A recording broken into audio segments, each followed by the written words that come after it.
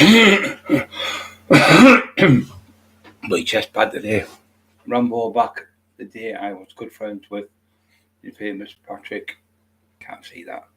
Missed it now. Back in the day, I was friends with the famous Patrick Tate.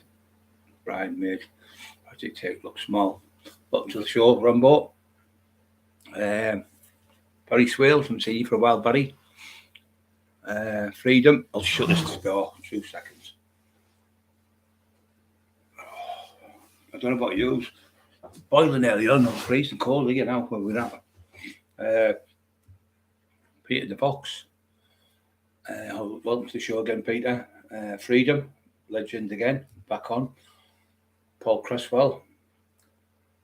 Rich T Biscuit 78. Almost at the top again. Man who picks up cars. Likes minis. Well, did you hear the news about... I was going to come on last night, about 9 o'clock. No, it was maybe a bit longer later, I think, about 10 o'clock, I think it might be. Timmy B is in the place, chat there. I haven't seen you there coming in. Well, respect to back in 45 minutes. Respect to all. Okay, Tim B, see you soon, son. Great lad to me. So... My mate's from Middlesbrough, but he married a girl from the Philippines. He's been married about, I don't know, he's got 3 or 4 kids. And he goes, so he's built a house out there. He lives there, he's lived there for ages. So he's got a phone call from this morning telling that there's a rumour going around that there's a warrant out for Decker Higgy in the Philippines. Apparently he's bought drugs. Now, I haven't got this off this person. I heard it last night on Exposure and other people, but I left it. I'll get it from the lad. He's from the main source from that area. Get the full gen. So I've got most of the gen. So I don't know exactly what's happened with the drugs, but apparently he's going to get drugs off someone, bought drugs, and it's come on top of something, right? So he's gone to someone else, second party, to go and see someone else to see if they can get it dropped. He was going to pay money to these people, and it turns out. It's like what he's saying over there. It's turned out the person's an undercover cop. So he's on the run now from the Philippine police. Now, my pal from over there, John, said, well, what it is now, Brian, he brought the new, I can't remember his name now, the Prime Minister. He's only been Prime Minister for 6 months, and in 6 months, there's been over 7,000, nearly 8,000 people shot dead. So what he's brought a new policy out, shoot to kill. There's Klingons on the starboard now. Klingons on the starboard now. He looks like a fucking Klingon, dirty fucking Decker. So shoot to kill. It's worse than that. He's dead, Jim. So now he's over there on the run. Klingon. Running about the fucking place. And they're after him. But they've even brought a policy out now that you can do a citizen's arrest. And the citizens can shoot somebody who's dealing drugs or selling drugs over there. So there's 7,000 people, more than nearly 8,000 people, he said, just under 8,000 being shot dead by civilians and normal people and police in the last fucking 6 months. So he's right in the fucking doodah, aren't he? So what goes around comes around. All these so-called friends, he doesn't take drugs. He's just like a fucking little freak who we all can't stand, who the 10 book writer. He's best friends with him, and isn't it funny that all of us good guys are on here. We all think the world of each other, love each other, great family, and all laughing and having fun and that.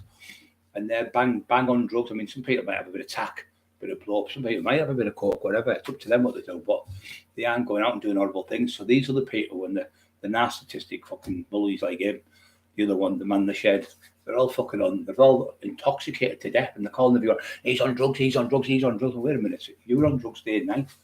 He said that other ones in the shed said, you went to explosion. Oh yeah, I was psychotic. Yes, you're still psychotic fucking now, you maniac. He's on again today going, oh, the police made these names up about these people. Well, I know people from Newcastle. I used to go up there in the 90s, 1990. I knew these people. I've never heard of that name until you come in the shed and made that name up. That fucking name. There's no one else in Newcastle I know, or a Gateshead, or Sunderland, or anywhere up that way towards Northumbria or Durham or anywhere. Never heard of these names. All these names came out because the sheds made them up, pretending that Operation such and such did it, an operation. But how would you know unless you're talking to the police? And we all know you talk to the police because you say, I've just been on the phone to Northumbria police today and I've told them this and I've told them that. How can you sit there when you're supposed to be this big time fucking gangster? Big time, big legs, giving it all the big legs. You were the biggest of this and the biggest of that and the biggest of this. You sat in the shed and you're asking people up to the police blatantly on the internet, just like the Tin Man. The Tin Man comes on here and goes, I've been to the authorities today and the authorities are going to lift you in the morning. What's supposed to be fucking writing books on criminals, like Terry Dicko said. How can you write books on criminals and sit there calling people when you're worse than the people you're calling? Fucking unbelievable. I just can't understand it. You know, be like me coming on going, oh, I know when I had a fight with him and he got shot, it's like me coming on here and start divulging stuff from 30 odd years ago, what we did in the day. People are going to say, what a fucking right you are. I don't know how to get away with it. I just don't. Stephen Billings, hello mates. Sorry if I went on a little rant there. They're getting me fucking there. So he's in the Philippines. Hello Rob. God bless you, mate. He's been poorly, Rob. One of our best people in here. Great lad, Rob. He's getting back to fitness now, so that's why we haven't seen you, Rob, isn't it? Freedom, yeah. So these people are supposed to be gangsters, and I mean, the same people who tried to do me in. 14 of the fuckers were hammers and bars and guns and fucking knives and chopping me up. Left me dead with 170 fucking six stitches in me. I went to court and got this man off. I stood in the fucking court and went, he's my friend, it's nothing to do with him. And if it wasn't for me that day, he was looking at 30 fucking 3 years in jail, conspiracy to murder me. And he had all them people with him. And they said, the cops went, do you really seriously think, son? This cop, he was all 76-year-old, old school cop, like an old school gangster. He went, I'm seriously telling you, Brian, he said, they haven't just come down here to scare you. They were going to kill you. They've come down here to kill you. This has been an organised hit to kill you. And they know that better than me because that's what they do every day of the week. These are the murder squad. The murder squad were involved. High-ranking officers from regional crime squad and national crime squad were involved. And they said, we want this fucker off the street. We know he's doing this. All we need off you, Brian, you don't have to grass nothing. All you have to do is give us a little blood sample. Because we can't ask for that. We can't take that off you unless you were dead, or we'd get it off a family member if you were say you were unconscious or something. So next to kin. So I wouldn't give them the. He said, well, look, if all you need to do, you don't have to do anything, and we will give you a lump of money and we'll move you anywhere. Well, move me to Essex, they said. No, all the fucking place, Essex. Move you to Essex and we'll give you £100,000 to make a statement against them because we want this fucking animal off the street. He's torturing people, bullying people, torturing people, pulling the teeth out and everything. So we want him off the fucking streets. And that's what they said to me in the hospital. I was under armed arrest because they made statements. The ones who beat me up made statements on me, cheeky bastards. And I was arrested for. I was on bail for about a month, I think it was. So when I was in the hospital, and they were moving me from that hospital, they moved me from that hospital to another hospital because they said they might be there. So they made this operation. So they put me in operation where they put me in a wheelchair, put a hat on me, and put a gown around me. And then they said to another bloke who was a copper, put a hat on him. They had 2 ambulances. So what they'd done, they had the armed response was going around outside, the big armed response vehicle, 24 hours a day. So the cops would come on, say 2 hours, coming on the armed response. And then another one would come around every 2 hours, a different one, so they didn't get bored going round and round and round. But they had one sat outside, they had one going around the building. 24 hours a day, 2 cop cars. There was 4 cops in each car, and there was 2 in the building. But I was under armed arrest, but I thought they were armed protected. They probably were armed protected as well. And I was in there, and everyone who come in had to sign in the name. And the corridor was full of people because you gave us at a certain time, say 2 or 6 or something. And they'd come in and they come in and say, what's your name? They have to take all the names down. Everyone that come in, the cops took the names down. And the nurses, people were getting 2 or 3 minute visits with me because it was 60, 70 people a day coming to the fucking hospital. The room was full of flowers and everything. I said, I'm not being funny at the nurse, can you keep them flowers? It's making me sneeze like mad. And I wasn't being horrible, but I was fucking sneezing because I'm allergic to flowers.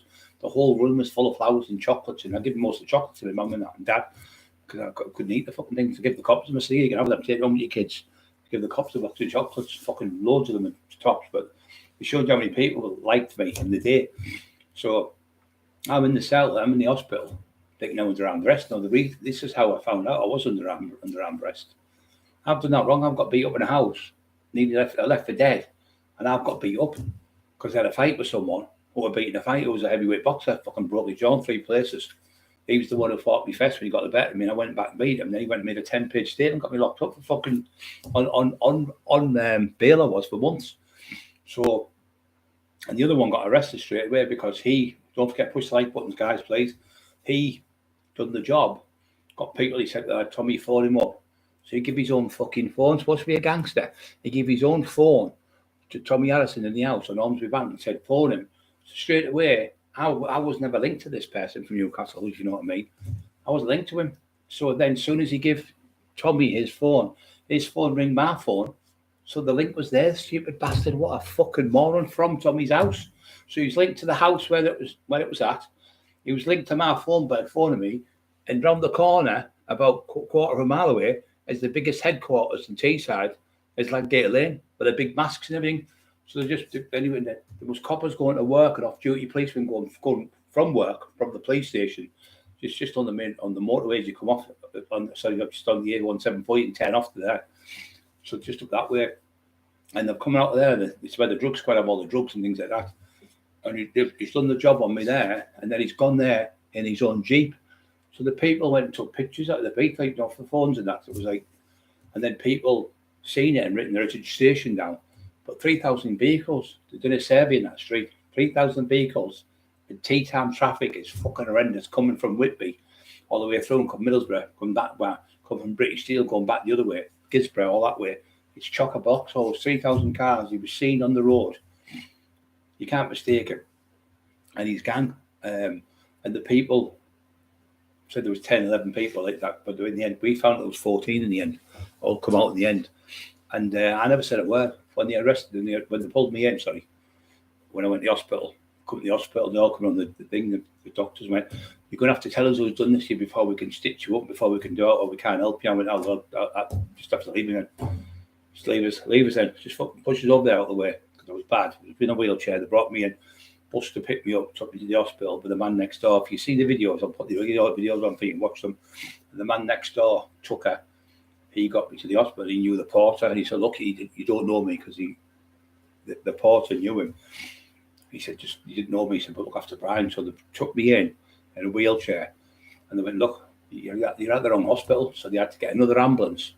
They had to get an ambulance, to take me from there, because they brought me in Tucker's car next door. He put all blankets in his wife's car so they couldn't get the blood. The blood was everywhere. You can hear him tell the story. He said, I looked at Brian, I thought, he ain't going to make this. He's not going to come back. He's never going to come through this. So when I got to the hospital, it was even worse.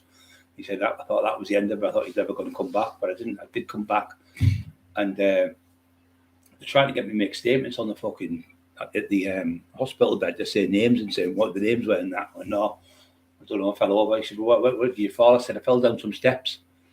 It must have been big steps. I said, yeah, the ones at Whitby, the 199 steps where you go to the top of where the church is, where they say the Dracula is, where the book was written there.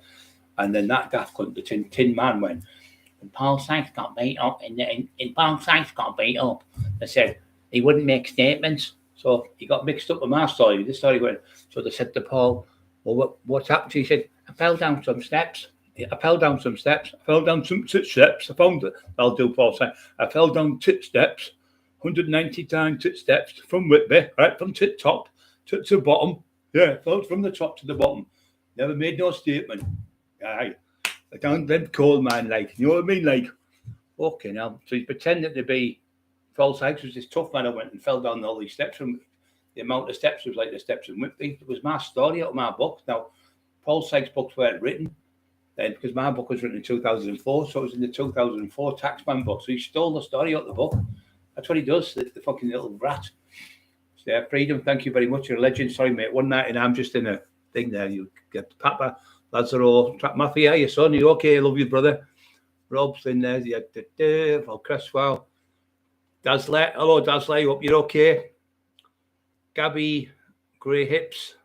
Hiya, Brian, Emma in the chat. Thank you very much, Gabby. Peter Vox, Freedom, you've got to be free. Dazzler, he's in the bear. Plains, Stevie. I felt bright, left out loud bright. Yeah, Gabby. I'll go back to that fucking other Wikipedias we'll call them. None of them fuckers who like little kids and that. We'll call them Wikipedias. So we know exactly what they are, the Wikipedias. So anyway, I'm in the fucking hospital and I was fucking in a bad way. You know, you start going to it, like you're dizzy and everything because I'd lost 2.5 pints of blood, I think it was, and 176 fucking stitches. So they're sticking this stuff in on the injector to stop you feeling the pain, the liquid's like water. And then anyway, I thought, fine, fuck that, to finish. So then I lifted my leg up, and all my leg was stabbed underneath, and my ass cheek was stabbed. So when I lifted my leg, I didn't lift it up in the air, just lifted it like to put it over, like your foot on the table because the pressure was killing me. And all of a sudden, it was sweating all over the fucking doctors and the nurses. All the bumps coming out the side of my back and out the side of my leg. I've still got the stab wounds on my backside. And they were saying, we've run out of stuff. What are we going to do? You can't abuse all that already. She went, we have the whole lot's gone. He's had 176 stitches. Anyway, that was the last few to go on my backside. So they took me from there. Then I was in agony because my leg, they'd smashed my leg to fuck hammers and bars, and they'd smashed me with machetes and cut my legs. There's a video, if you have a look at it, it's called David Glover. He's talking about, what's he called? I can't remember his fucking name now. The lad, he tells a story about what happened in the house. His Glover told him the story. He was there. He was one of the ones in the house. And he told the story, but I said, tell Glover it's forgot about now. It's just, it's finished with. I forgive him. Being a Christian now, I said, forgive him the same as the other one. I said, Michelle, I said, whatever he's done to me in the past, it's forgot about now. And he keeps going on, calling me my fucking wife, slagging fucking me, the cheeky cunt. I saved you, you fucking one-eyed cunt. Going to fucking jail for 20 fucking years, you said. Well, let's say it was 20 fucking years you're going to get. He's going, I'm going to jail 20 years. I'm going to get jail because I couldn't go straight away to see him because I was in hospital.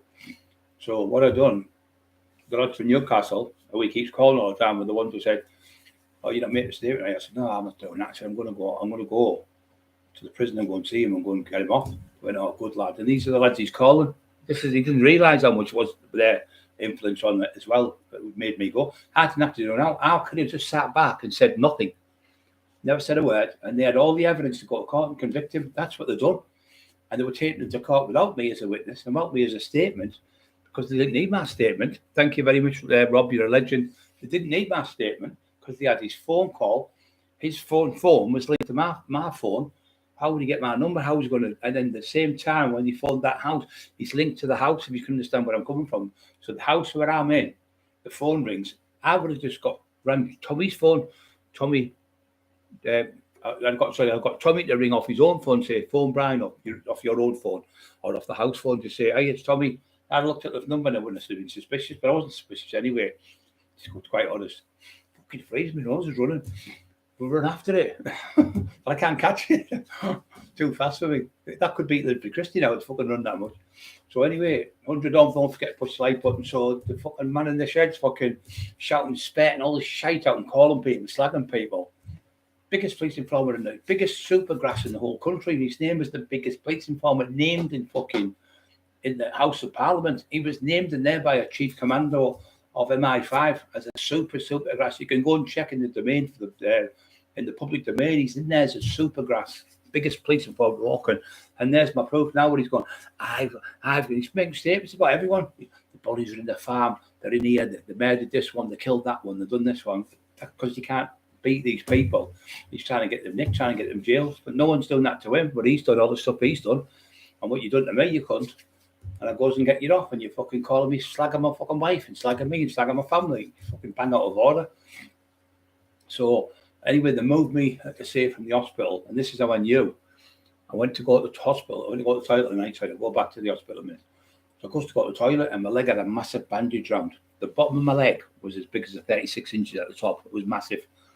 So I go to the toilet, and it took me about 10, 15 minutes to get out of the bed because my leg was going. Every time I lifted it like that, it was like, woof, woof, throbbing like that because I'd had it in the thing for about a week. I couldn't do something to pee in, like a little thing.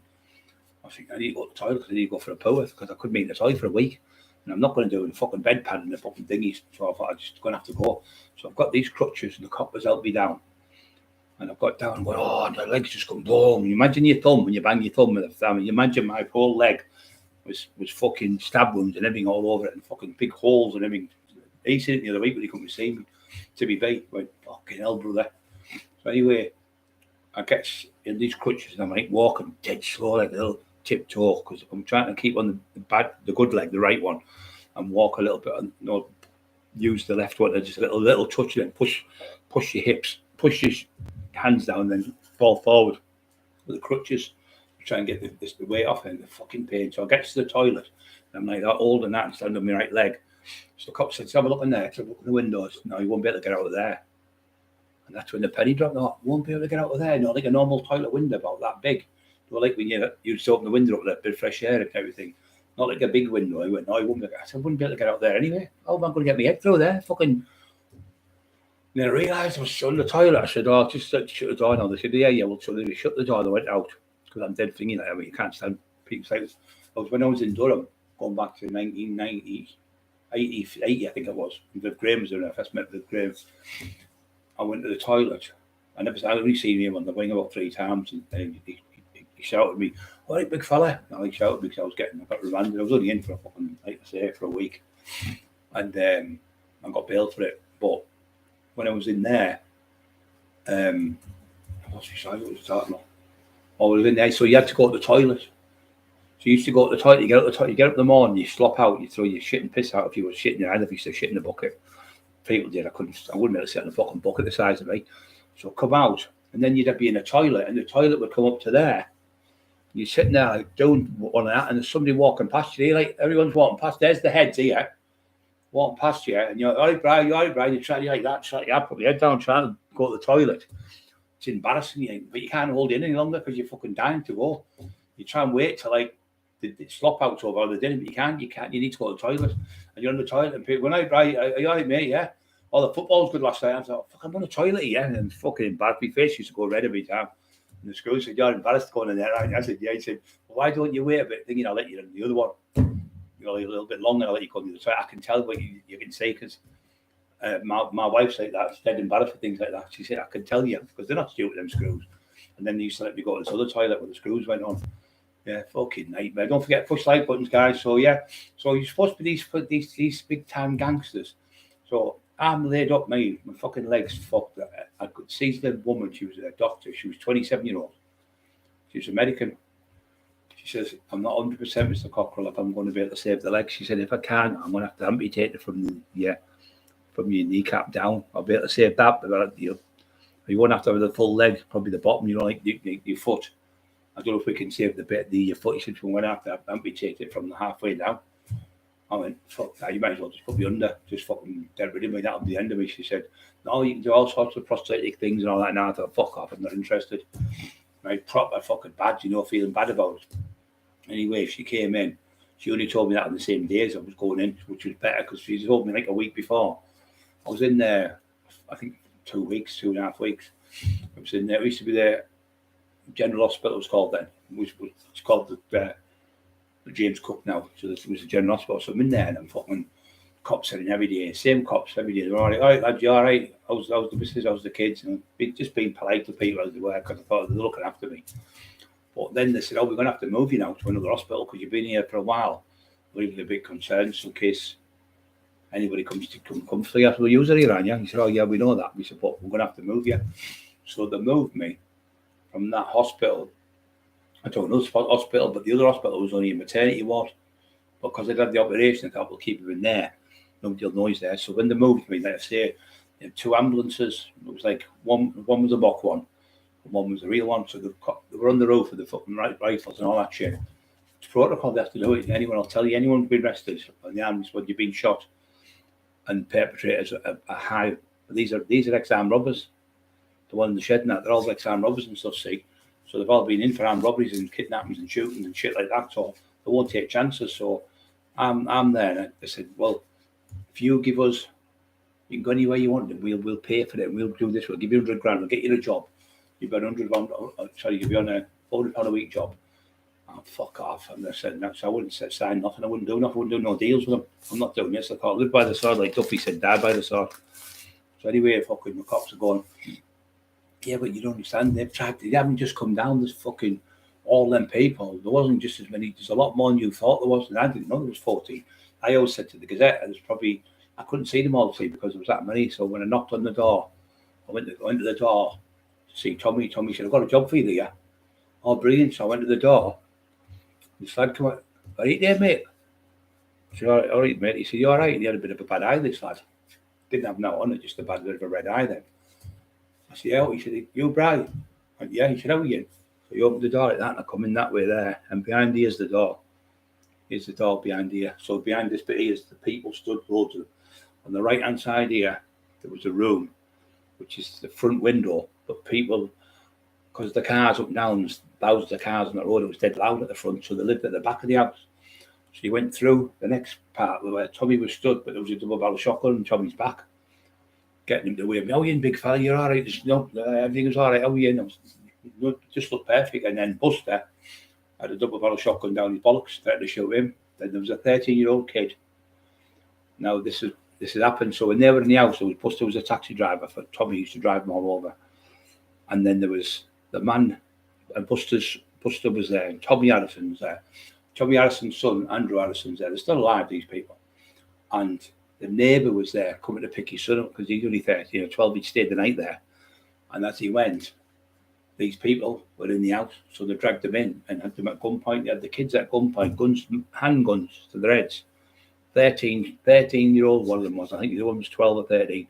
For over an hour, these kids were shit scared. One of these kids contacted me then about a year ago and said, "I was there, I'd seen everything." He said, "When they hit Brian with the hammers and the bars," he said, "Brian finally went down." He said he was throwing them all over like rag dolls. He was smashing through walls. He was knocking them on the floor. He put one of them through the back kitchen door, rammed him through the door. He said, smashed the whole house. It was £5,000 damage to their house. What I did, fighting them back. The cops went by. "You put up one hell of a fight, son." He said, "You absolutely wrecked the house." I put all the windows went through because I was pushing them into the windows. I fucking radiator ripped off the wall, rammed the height of the radiator, and then finally fucking hit me with a machete, and that's when my leg went fucking, I fell down. But the one who hit me with the sock in the face, it was like a sock. It was made of chamois leather, and it had marbles in it, or ball bearings, and they hit me and banging me with hammers and bars on the floor. And I've dragged one on top of me and I bit a chunk out his face. I'm going, "You come with me." You couldn't. So I'm trying to get him. They're hitting him and missing me and hitting the fucking lads. So the next minute, the fucking cunt hits me with a machete, stabbed me up in the arse and the legs as well, and then stabbed me in the back. I've got holes all over my fucking head, holes all over here, big fucking scars right down my head, all over the fucking place, all over the back of my head, all on the side of my head. Stab wounds all on my back, stab wounds in the chest, stab wounds in the side, slash wounds all down my fucking chest here. I never said a fucking word about them. Never scratched them up, never said fucking nothing, got them all off. So what happened is the in the house was fighting them. The young kids, I remember him, he said, "What happened?" He said, then Tommy come on his phone. He said, "Tommy, this was only about a year ago, I don't remember." He said, "No, it never went like that." He said, "Brian got it wrong a little bit." He said, "There was actually one on a motorbike following him, and there was 3 vehicles." He said, "There was 14 of them all in." He said, "I was there, I was over an hour in the house with them. They had me at gunpoint." He said, "The cowardly bastards." He said, "Absolute cowards all waited in. It wasn't just 1 or 2, they all attacked him."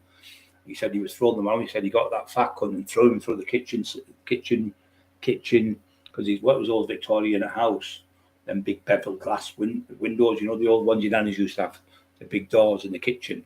One of them, and I smashed him right through there. He went fucking flying, but he hit me over the fucking head, that arsehole, with a mash hammer, and he keeps saying he never done it. So I said, "Well, I'll go on the lie detector, and I will say you did. I'll get Tommy to go on. I'll get Andrew Wood here. I'll get Buster to go on. I'll get the other one to go on.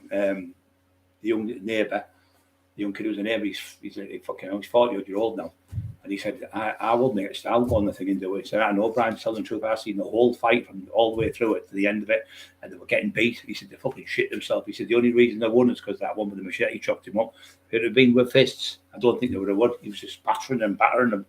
He said, and they made a mess of him. They were going like this at first with hammers. They hit him like full force. And then when he went bang and hit a few of them, they went down. They were like haphazard, like half going to hit me." So I think that's what saved me more than anything, because if they hit me full, and like a lunatic, full on, they probably killed me, because I was fucking fighting back. I was picking them up, throwing them into the walls and everything, bouncing off the fucking walls, the fucking shit houses. They were going, "You get him, you get that side, you know, shit themselves." And they were like that at the back, and the fat ass, he stood back, he hid out the way. Get him, he's doing that, get him like that. He was orchestrating the whole lot. He was the fucking orchestrator in the move. And that's when I went to fucking court, he was in court. When I went, then he got took to court. He got caught the first day because his registration came up with his address, so they waited at Newcastle for him. They got him in the A19, with weapons in the car and blood all over his clothes. All my DNA was everywhere. He was fucked. And his solicitor said, you're looking at 20 years, you're going to have to plead guilty, or you could get more. So he said, that's what he said to his people. Then he got a message to me by someone and said, I'm looking at 20 years, they've told me, a minimum of 20 years incarceration. So he went, look, I'll give him £5,000. He said, to drop the charge. He said, he hasn't made a statement. He hasn't made any statement. He said, well, I wonder why the cops haven't come. He usually come and say, well, I've got a statement. He hasn't made a statement. Well, I'll give him £5,000. If he comes to say, I'll give him £5,000. Shite yourself. He was padding up with Speedy, my mate, from Stockton, and Speedy was sending a message to Jane, and Jane was getting a message to the person I was with at the time, sending me back to them. And he said, he's offered 10 grand now if you don't make any statements. So he offered me 10. So he could have got done there for preventing cause of justice. I said, fuck all, nothing. Didn't say it out. So when I got a bit fitter, I went home. I went to 29 Rothbury Avenue, Stockton, which is Roseworth, and I went there. It was this little council house, 3-bedroom council house. And you remember them? You got the wood outside the wood, and you got the lead on the windows. I put all the lead on it. It was a nice house, but it wasn't like dear or anything. But it was still nice to live there. Nice people. Anyway, I got what they said there. They released me from that hospital. And when they released me from that hospital, they put me in the next hospital. I was in there. Then they kept me in there for about 10 days, I think or so. So I was in about 20 odd days, maybe a little bit more. I think I was in one for 14 and 10 for that one, 24 days. And then they let me out. I was supposed to be in for about 2 months because of the injury, she said. But she said, really, you should have had an operation, because they had to have the operation to save my leg, which they did. And then they had another operation for the skin grafts as well. They put skin grafts on me as well. So I had to have 2 operations in 7 days, I think. She said, you should have had that. It should have been longer, to heal a bit longer. And you would have put the skin grafts on. The skin grafts, they peel them off you when you're asleep, obviously. And then they put them on. So they've done all the bit at the bottom, put gauze around it, everything, my leg, and rested it, let it heal a bit, and then they take the skin off the top. You can see all the skins where they took off the top of my leg to put it on the side of my leg, because it was a fucking mess. Anyway, she said, oh, it looks really good what I've done. I was over the one. I said, thank you. Grabbed the hand like that. I said, can't thank you enough. I said, without you, I'd be knackered. I said, I don't think I'd have went on with one leg, but obviously you do, don't you? I'd fucking still beat the cunts. And look at me with no legs, going outside, want to fight the cunts again. After you'd think in my mind, normal people think, what if it's the same people who got me before, like him? Look at the done to me last time, and I'm getting up out of a wheelchair, going to the fucking door trying to fight them, or they're firing fire bombs at my house and putting my bricks in my windows and still shouting them, couldn't fucking scream at them on the front, and they ran away. Fucking ran away from an old man whose hands are paralysed, his fucking legs are just about walking. They ran off, the fucking cowards. This is the type of people we're dealing with, shit houses. And the same people, this cunt was looking out there. The cops said, no, he's not getting 20 years, he's getting 30 years plus. He said, the people around there will get 20 years. He's the orchestrator. Tommy said, all them people give them off statements of whether they can sign it. So they knew what happened, by the way. You walk in a house and you go in there and they'll go, well, there's been more than 1 year, there's been more than 7, or there's been more than 10. They can tell they're not fucking daft. They do that job every day of the week. They've got forensics. His DNA was everywhere. His fingerprints were on the doors. His fingerprints were in the glass in the kitchen. The fingerprints were on the door frames, the glass door frames, all things like that. They were all over the fingerprints in the house, linked to me. So they said to me, why did you phone Tommy Harrison to phone Brian? Oh, I was just saying, I was just going to see him. So he said, but you were in the same house at the same time when he got done in, and the same people made the phone calls at the police station. 999. There's the 3 jeeps outside here. They pulled up. They've all got weapons and guns and knives and hammers and baseball bats. We're in fear of how annoyed people. I don't know what they've said, exact words, but 3 different people phoned them, and 2 people took the register. One of the lads, 2 of the people, so they've still got the reg of his Jeep. That day they kept it for nostalgia. They've still got the registration of the Jeep, and they're making the building everyone to give to the police. People keep things like that. They're not normal people. They've still got that to this fucking day. I've still never said no. So what happened is they come to see me, the people knocked on my door from the area, and he said, don't forget to push the like buttons, guys. So they came to see me and said, look, we're here on behalf of such and such a person. He's looking at 20 years, he said, you give you £10,000. We'll give you 5 now and 5 after. Go to court. I went, I don't need to give me now. So I said, I haven't said it. I haven't made a statement. So you haven't made no statement. No, I haven't made a statement concerning anyone. Not even nothing. I said, no, nothing. I've never spoken. I said, when they said to me, the cop was, look, you don't have to make a statement. Just give us a hint, Brian, where they're from. Just point it north, east, south, west, like that. I went, it could be up there, could be there, could be under the bed, could be in the toilet, could be on the roof, or it could be outside. He said, very funny. I said, you're not getting fuck all off me. Even if I had 30 seconds to live, I still wouldn't tell you who it was. That's not me. It's not my in my DNA, which the old gangster films like James Cagney, I'm on top of the world, man. I'd rather go out with a bang and die as a fucking hero than a fucking coward on my fucking knees. A hero dies only one death, and a coward dies many deaths. I'd rather go out as a fucking hero. Like when I run outside, people say, what are you doing outside? They could have guns on you. I said, well, if they take me out, they'll take me out. I don't give a fuck. I said, I'd rather stand up fighting than be there like a coward, like my wife being petrified in the house. I'd rather go out and take the fucking shootings or whatever, and my wife get fucking killed, or my brother, or my dogs. So people said, don't be going outside. Even the cops said, don't be going outside. No, they come to my house, I'll go outside every 100 times. They come and go out 100 fucking times, whether I get killed or not. I'd rather be a man and fight the fuckers and stand on my feet and never give up than be a fucking shit house and sit in the house hiding behind the curtains like a shit house. No, it's not me. I couldn't. She locked the door the first time. I couldn't get the fucking door. I'm trying to pull the handle off the door. I went fucking berserk with her. But the second time it was open. When I got out the second time, one ran and dropped the fucking smoke bomb when he threw it me out. So he jumped in. The other one locked it. The other one ran and jumped in the car. He's locked the door. He's open the door, screaming at him, open it. Shit yourself. So I'm trying to get further down the path towards them. Obviously, my legs weren't working properly. It would have been 30 years ago. I fucking pulverised a lot of them on the street. I just smashed them all to pieces because I'd been out like a rocket. Yeah, but the cowards, what they do while I'm in a wheelchair, and that little fucking rat scumbag, the Tin Man, and best of friends with him now, and we're Bull, all teaming up like little rats against the mighty tax man, the fucking shit houses. They are pure cowards, they are. So these cowards attacked me in the house, tried to kill me, couldn't do it. So later on, Phil Berryman written a book. He's the one he made to do. He made him go and get the cannabis. So when he went to get the cannabis, he had his 10-year-old son at gunpoint and his fucking wife threatened him. So when he got caught, Berryman made a statement to the police. He said, I never done it. He said, I was threatened to do it. They told me if I don't do it, they're going to kill my son and my fucking wife.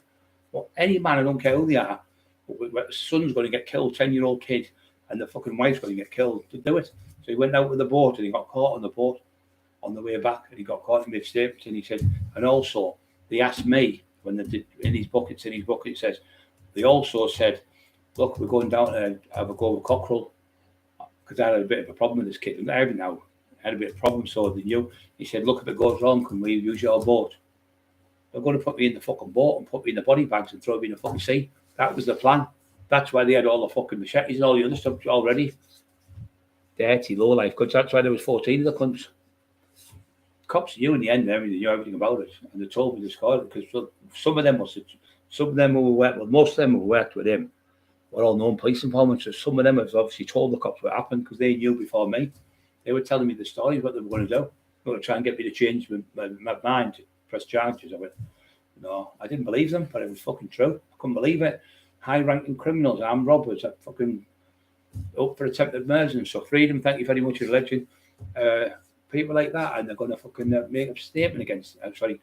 And they've already made a statement against me and got me locked up. After when I went in the police, so what happened? They took me out of the fest. So they took me to they said, oh, he has to be took straight home. He has to see the district nurse.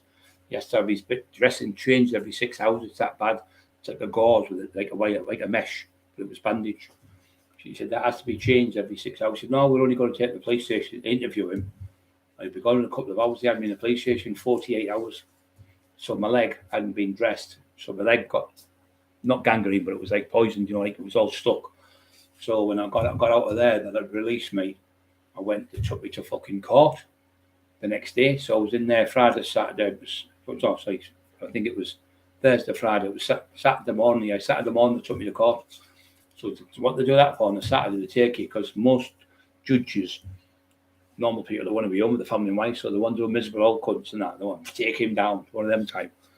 So I was I remember being there because Alan was there. He used to be Screw. He looked like Tommy Cool, 6'4", and he used to have an ice cream parlour shop. Later on, he had an ice cream parlour shop in Redcar. And we used to go there on a Sunday when we were off work. My dog used to meet up there on a Wednesday night sometimes as well. So they took me to the police station. I've got to be in the van. We're not going to be along. I said, I've been told but the nurse is going to have to come up and see me for my dressing. And they said, yeah, you'll only be in a couple of hours. So they kept me in all Friday. No, all Thursday, Friday, and Saturday took me to the fucking police. They took me to the they come in. He said, can I have some medication? He gave me 2 paracetamol. The doctor stared at me. Fucking honest to God, fucking eyes were up. My eye, this left eye here with the sock he gave me. It was like a sock, but it was made. It was got marbles in. If you can imagine, like I think it was ball bearings of marbles. And it was on the floor, and they were hitting me like that. He was hitting me like that, and it wrapped around my face. It went round twice, and bang right in my eye. My eye felt. I thought I'd been shot in the eye because it was like a fight, like a flash like that. My eye, my whole eye popped. And my eye just shook straight away. My whole eye was shut for 3 months. All my eye was shut. There's no broken bones on me. They hit me with fucking baseball bats on the back and everything. Maybe that's why my fucking injuries are bad. So anyway, he's going, that's enough now, no more. Because when he hit me on the head here, it was pouring. It was fucking shooting all over the place. I was doing that. It was just pouring down my face. He was going, no more. The orchestrator, the little asswipe. So he got nicked, like I say, because he was seen in the street by people. He was identified by people, 3 neighbours. He had 3 phone calls against him. He had his phone. He used his own phone and told Tommy to phone. He was caught in the house. He was in the house because his fingerprints were there. His DNA was all over the walls, all over the door handles and everything. So he had him there. He had the images. So they get a sketch artist and they took the pictures down of the old. Drew the images of them. All the images was the same. The house across the road, the one on the corner where the 3 Jeeps were parked, everything was identical. What they said, the people, and like I say, the phone call was his phone was used in their house because what they can do is they can't pinpoint the same house, but they can get you, I think, 30 feet or 30, 40 feet away from where. In that, you can get you from the street because of the postcode. So you use your phone, your postcode sends a signal up where you're from to the satellite, and it bounces back, and that's how they catch people on these phones. So he done that to me, and they're laughing and joking, and I think they're fucking clever. And then when it come around when he was going to get charged, they were charging him. So he was taken to court. He was going to get taken to court because of the injuries to me and the witnesses he had, and the phone call being there, his Jeep being there. He got caught in his Jeep with all the DNA on his Jeep. All the blood was all over his clothes. He was fucked. It was all over them. Like I said, the fingerprints in the house, so they were linked to there. The phone calls to the people, they were knackered. They wouldn't even need, because they had super hardcore evidence. They didn't even need me. They didn't even need me to go up and say, yeah, it wasn't them. It was them. They done it to me. If I had done that, he said, if you go up and you make a statement, but if you don't go up and go up, you can do a DNA test. Well, we'll take a bit of blood off you. We'll match that DNA to his blood because we've got all his clothes and everything. They're all in the bag now at Stockton Police Station, Middlesbrough Police Station. He said they're all in there. He said there, so that'll match. We know it's him. We know who's done it. We're not stupid. He said so. He's looking at 30 year plus. That's what you mean. He said, well, I thought it was 20 years for murder. He said, yeah, the murder, but not conspiracy to prevent conspiracy for the murder. He said the people who kill someone with them will get 20 years, but the perpetrator, who's the orchestrator, he's looking at 30 odd years. And later on in life, I looked at things. 33 years. 33 years. See, that 33, loads of times would have got 33 years, and they were the main one in the gang gets the 33, and the others don't get the jail as much because they only did it because they either paid them or they talked him into doing it. So he was the gang leader of the gang, and he pretended he said he wasn't even in the house. The screw said no mouse. Well, how can he deny that? Because I worked in no mouse at the time. Mr. Mackett was. He said he was in the. I used to go to the fucking Speedy was paired up with him. It was about all the people in Teesside were in there who knew him and wouldn't do him in. But I said, no, don't. It's going to make it worse for me. Because with the cops and that, I'm going to get fucking be like a gangland feud then. So I just said, no, because it'll look bad if you do him in.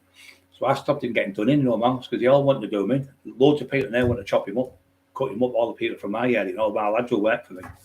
And even the screws fucking said he's fucking low life come what he's done. Anyway, so what happened is he was in there on remand. There was no one else got caught, only him. Because his Jeep was the one that was got the registration, and they caught him going back in Newcastle. Back at the other ones went to Blackpool and went in the caravan in Blackpool. They all hid in the caravan for fucking about 2 weeks out of the way. He's the only one got caught. Billy No Brains, fucking idiot. So he's going home. They just pulled him over. Them 3 litre senators. He's just sitting on the motorway waiting for him going by. There he is, there, registration, boom, got him. They were at his house as well. They'd already turned his house over. Whether they got there, I don't know. So the next minute, they come in. The police they took me to court. They give it to the screws. So I went in with the screws. The screws, you all right? And Alan, who was the screw, could I look steady? He said, I looked at my leg. He went, oh my God. He said, I couldn't show my full leg. He said, all that's hanging, blood all over my head, was cut stitches, or he stitched all over my head. Shouldn't even be in here, Ryan. He said, you look terrible. He said, the sweat's pouring out you. That's because of the pain. So anyway, they had to wait in the bride, what it's called. But there was only me in. There was no one in. There was no kids around. He said, do you want a coffee now? He was talking to the screw. He's all right. He said, that's fucking bad what they've done.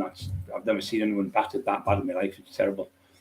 So he said, you must be pressing charges. I went, no. He said, you're not pressing charges. You get a fortune. I went, no, it's not me, Alan. He said, I just knew you wouldn't. I just had to ask you. Anyway, there was a girl there, a woman screw. Anyway, they said, right, we're going to have to take you down. I said, no problem. So I was in a wheelchair. It was that bad. I couldn't walk. I had these crutches. I can't walk, guys. I just can't do it. Anyway, they pushed me down. And obviously, just take him down. Well, take him down means the other way around at the bottom. You've got to go up these fucking stairs, about 20, 30 stairs, and only little steps. Walk up the steps. So I'm trying to get the steps. I'm standing up and sitting down and standing up, sitting down with the wheelchair with them. And they've got their arms around my shoulder, under my arm, around here. And one's over on the waist. I'm trying to get the stairs. We're about 20 fucking minutes trying to get up. Anyway, they finally got me to the top of the stairs, and I stood up to respect the court. It was only magistrates. I goes to the top of the thing in the court, and he went, what's wrong with Mr. Cockerill? Why is he sweating like that? He said, well, Mr. Cockerill should be in hospital. He said, he's supposed to see, my solicitor was there, he said, he's supposed to be getting hospital treatment. He should have been in hospital, but they've released him. And they were told they were going to let him go home after 3 hours. He's been 3 days now without any treatment of the district nurse. And he's got infected his leg. They were there to look for us, and so he is infected. So they said, well, Mr. Cockerill, we're going to, first of all, he said, what we're here for. So he gave his stuff, the prosecution. He said, we're here today because they made statements against him. He said he had a fight with a certain person. He beat him, broke his jaw and beat him up. And when he went into the nightclub, Mr. Cockerill stood with a Mac 10 machine gun. Well, how the fuck would you train to fight someone, right, with your fists, and then be stood with a Mac 10 machine gun, which is an Uzi 9mm, I think. I stood with an Uzi 9mm, and then I had a fight with someone. And he said, went in there. We found handguns under the car outside. I said, what's going on? There was knives found. There was hammers and baseball bats in the back door. They'd gone in the back way. The ball cutters opened the back gates to go in, and had a fight and blah, blah, blah, blah, and all that shit. So they would get me for that. So he said, a Mac 10 machine gun was found. He was stood with.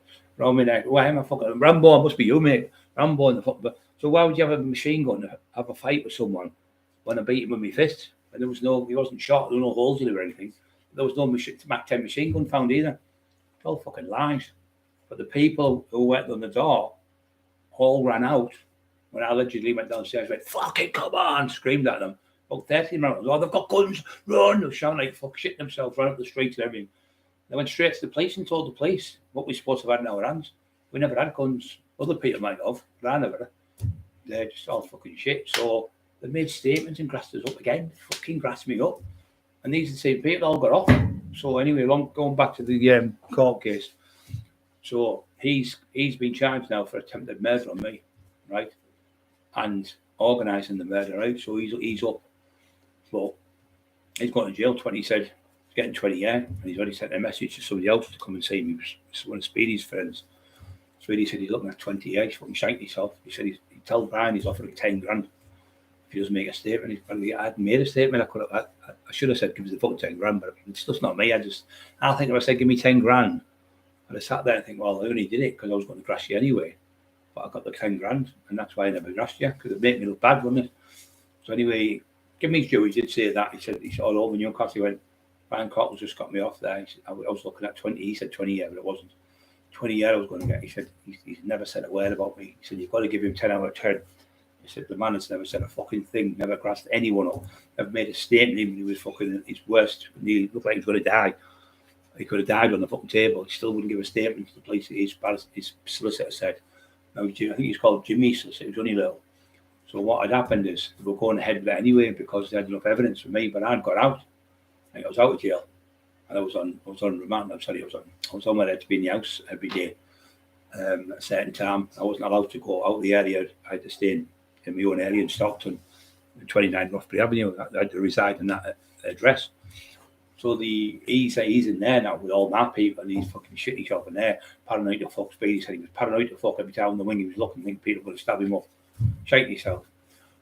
So I said, no, leave it. Anyway, I got Mr. Mack, who's a screw, to sort it out. And they told the lads to leave it. So then what happened is he was up at court. So somebody come to see me from his area, come to my house, sat down, talked. I said, look, I haven't made a statement. He said, you haven't made a statement? No. I said, nothing's happened. I'm not going to make a statement. He said, well, he's going to give you $5,000. So they dropped it to 5 then, thinking they're going to make more money.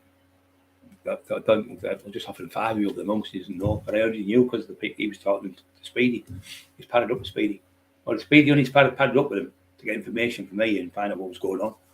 So anyway, the next minute, don't forget to hit the like buttons, guys, if you like the channel. Don't forget to subscribe to the channel. We need 50 more people, and we've got 35,000. And everything I tell you on here is the truth. I don't embellish anything. I don't make it up. I've got all the statements. I've got all the statements of people what were here who could give you them, the people who were at the fight and people who've seen it, the people who did the on video when they were talking to McIntyre, they all said the same. McIntyre did the documentary. You can hear the people saying, yeah, but they never grasped them up. They told what happened to me in the house. And Cookie, the caller, Cookie, have a listen to Cookie talking about the taxman being attacked by you know who. So anyway, the court case was coming up, and what you used to have was called an old style committal. So what they used to do then, what you do now, you go to the court, you go to the magistrates. The magistrates see what you're up for. You're looking at, say, 2 years or less. The magistrates can deal with it, and they'll bail you to come back at another meeting. So you'll go back at the second meeting. You're up for plea and directions now. So you go for your plea and your directions. So you'll say, I'm pleading not guilty. What did you plead? Not guilty, or guilty or not guilty? You go not guilty. Then they put it in store, set it in store, and the time and date where you're supposed to be there. And then they set it for the trial. So you get your solicitors. So your solicitors have got to give all the information over, which is disclosure, everything, all the paperwork. And then the prosecution's got to give all that. Because if they've got that, the defence need it as well. So it takes months to do it all. You go to court, you go for trial. You might be on trial a couple of days in the magistrates, and usually maybe 3 or 4 hours usually a magistrate. But the magistrates can only give you 2 years. They can't give you any more than that. So therefore, if you're up for, say, Section 1810, where you're looking at 5 years, they'll go, Mr. Cockerill, we're going to have to pass this on to the Crown. We haven't got the jurisdiction. Our jurisdiction is only 2 years, so it's going to be passed on to the Crown, and then you'll get a date to go to the Crown. But the barrister, not a solicitor this time, but the solicitor does all the work for you while they're getting all the evidence. They do all the dog work, the donkey work. Sorry, dog. Fuck my hand, the donkey work. Why do they call you ER? Anyway, so they go and do all that, put it all in, they go to court, and whatever happens, you get found guilty or not guilty, you can go plead guilty or not guilty, you get so much off. If you plead guilty, you get a third knocked off. You're looking at 3 years, they'll give you from 2. So you can do that. But if you bang to right, you might as well plead guilty. If you're going to get no chance, the judge could give you 5 years instead of fucking 3. Or you could end up getting 2 if you plead guilty. So you'd be out in fucking half that sentence. So anyway, getting back to the old style committal. Now, an old style committal is the magistrates again.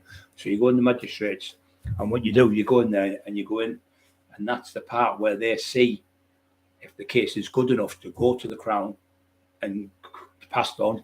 So they're going and say, what evidence have you got? Well, Cockerill, I seen him that night, and the Cockerill's always have this one. They always come out with this. So say it was in the dark a bit. They always come out with the shit. It was very lit. That night was a very lit up area, and the light was shining perfect. I could see everything. I seen Cockerill throw the punch and come out with all this shit to try and convict you. So anyway, you go in and you get all that shit. So when he's gone, obviously, the shed man, the body, I didn't have to go and give evidence. They had enough evidence, like I told you, with me in the house and all the other shit, and all the neighbours, and give photographs and all that shit. And they had enough evidence to put him in jail. even if you ever got done for the murder, he'd have got up to the Section 18, which you probably got 15 years for that. Even if it was attempted murder, you probably got fucking 20 years for that. So if anyone stabs you above the waist, it's attempted murder. When somebody comes with fucking 13 people with them, and they follow you on a motorbike, and they've got fucking stuff there, and weapons and all sorts of implements, and they get caught with all the DNA and you can't do it, it's fucking murder. They've come to murder you. So there he was charged with murder, attempted murder on Brian Cockerill. That's what he was up for in the end, attempted murder on me. So the charged him with it, and he was at court. So when he was in court, he had to go to the old style committal. Now I found out, I said, tell me when the old style committals come on, because what you can do, I've got loads, I've had people, I've had fights, I've knocked 2 or 3 people on, broke the jaws, left it a few months, because it takes months to go to the old style committal. An old style committal is called, you have to go to the old style committal, give the evidence. If these people go and say, listen, I've had a good think about it, and really, I started the fight because I threw a punch at Brian, and Brian's hit me back, and then my mate jumped in and Brian's hit him. So really, I don't want to see an innocent man going to jail. I don't want to go getting called a grass in the street as well, Your Honour. I just don't want to be a stigma with that. So I feel like wrong because I was a bit drunk. I was at 10 pints as well, so I wasn't coherent. I wasn't 100%. The judge stands up. The judge will say, right, case dismissed. It gets kicked out. So you don't have to go to the Crown because he's admitted. But then they might get some pocket money off someone somewhere. Somebody might drop 35 grand in the post or something, or there might be 2 or 3 grand popped in the letterbox. And that's what people do, and that's what they do, because a lot of them do it to get compensation. If you break someone's jaw, you don't get maybe 5-year compensation. If somebody says, look, I'll give you 5 grand without having to wait for the compensation, could wait 2 or 3 years for it. I don't know how long it is now, but they used to. But that's the thing. So if you pay them off, allegedly, then they don't turn up. Or if they do turn up, it's better if they turn up and give evidence and say, look, I was in what I've thought about it in the cool light. My wife's told me did have 10 fights. My wife told me I did start the fight. And I have to believe my wife, and anyway, they just kick it out, because once they've said that on tape, because everything's recorded in the courts. So what happened with him, he was in the courtroom, and I went up, and he was getting done. So I went to the magistrates. You go into Middlesbrough, you go up the steps. So the lads helped me up the steps, because I was walking a bit, but I was on the crutches. And I got to the top, and I had to go to the fucking top. So I had to go the next lot of stairs, upstairs, and then the next spot, and then you walk along, and then there's like court 1 there and 2 and whatever. So then you can sit back in the gallery and you can watch the court, what's going on. The man that said was in the box here. His solicitor was in there with him. We waved him up. The lad who was with me knew his solicitor. He went, Jimmy, because it hadn't started yet, and I was just about to do him for attempted murder on me. So he said, "Can I have 5 minutes? There's an important witness coming. Come to give evidence, Mr. Such and Such." Yes, he said, yes, no, by all means. So they get 5 minutes, 10 minutes recessed. So he came up the stairs. He was only tiny. He looked like fucking Ronnie Corbett, little tiny bloke. He said to me, and he was like, I'm 6'3", 20 fucking, I was about 22 stone, I think, because I'd lost a bit of weight because I wasn't training for that. About 5 or 6, maybe 3 months I get lost before I went to court. I was trying to train with him, they kept busting open. But I was training in the house with just dumbbells like I'm doing now. So anyway, they said, he said, well, what you're here for? I'm here to make it's an injustice today. If this man gets found guilty, it's an injustice, a carriage of injustice. I said, at the end of the day, he's my friend. I said, the blood is my blood. Oh, that's why I said, forgot to tell you this. So what happened when the company house offered me 5 grand? They said, oh, we're going up to see him now. So we went up to see him, and I got in there. I got a visiting thing to go and see him. So Speedy got 3 visitors, and I was 3 with him. But the screws are shit scared. I'd go over that side and sit and talk to these lads, and I'd go over there. I just do whatever I wanted in there. The screws all know me, and they know for a fact what power I have in this area, so they didn't dare fucking say now. I sat with him, the man, I'm on about. And he sat at the table here, and over there there's cameras on the top. And I said, put my hand under the table, because they're little plastic tables with metal seats, but they're all bolted to the floor, so you can't have a right with them. So what I've done is I've searched around all the table in case there's any listening devices. Are you a bit paranoid? No, it's called being intelligent. It's not being paranoid, it's being intelligent. You're in a fucking place here with there's cameras. So I put my hand up, he started talking to me, telling me, I go, whoa, wait a minute, put your hand on your mouth. What do you mean, put your hand on your mouth? I said, see them cameras there? I know a lad who's just got 15 years for talking in the police station. When the camera was on, they lip read them. Oh, he said, all right, yeah, you're right, yeah. Fucking supposed to be a gangster. Fucking never a clue.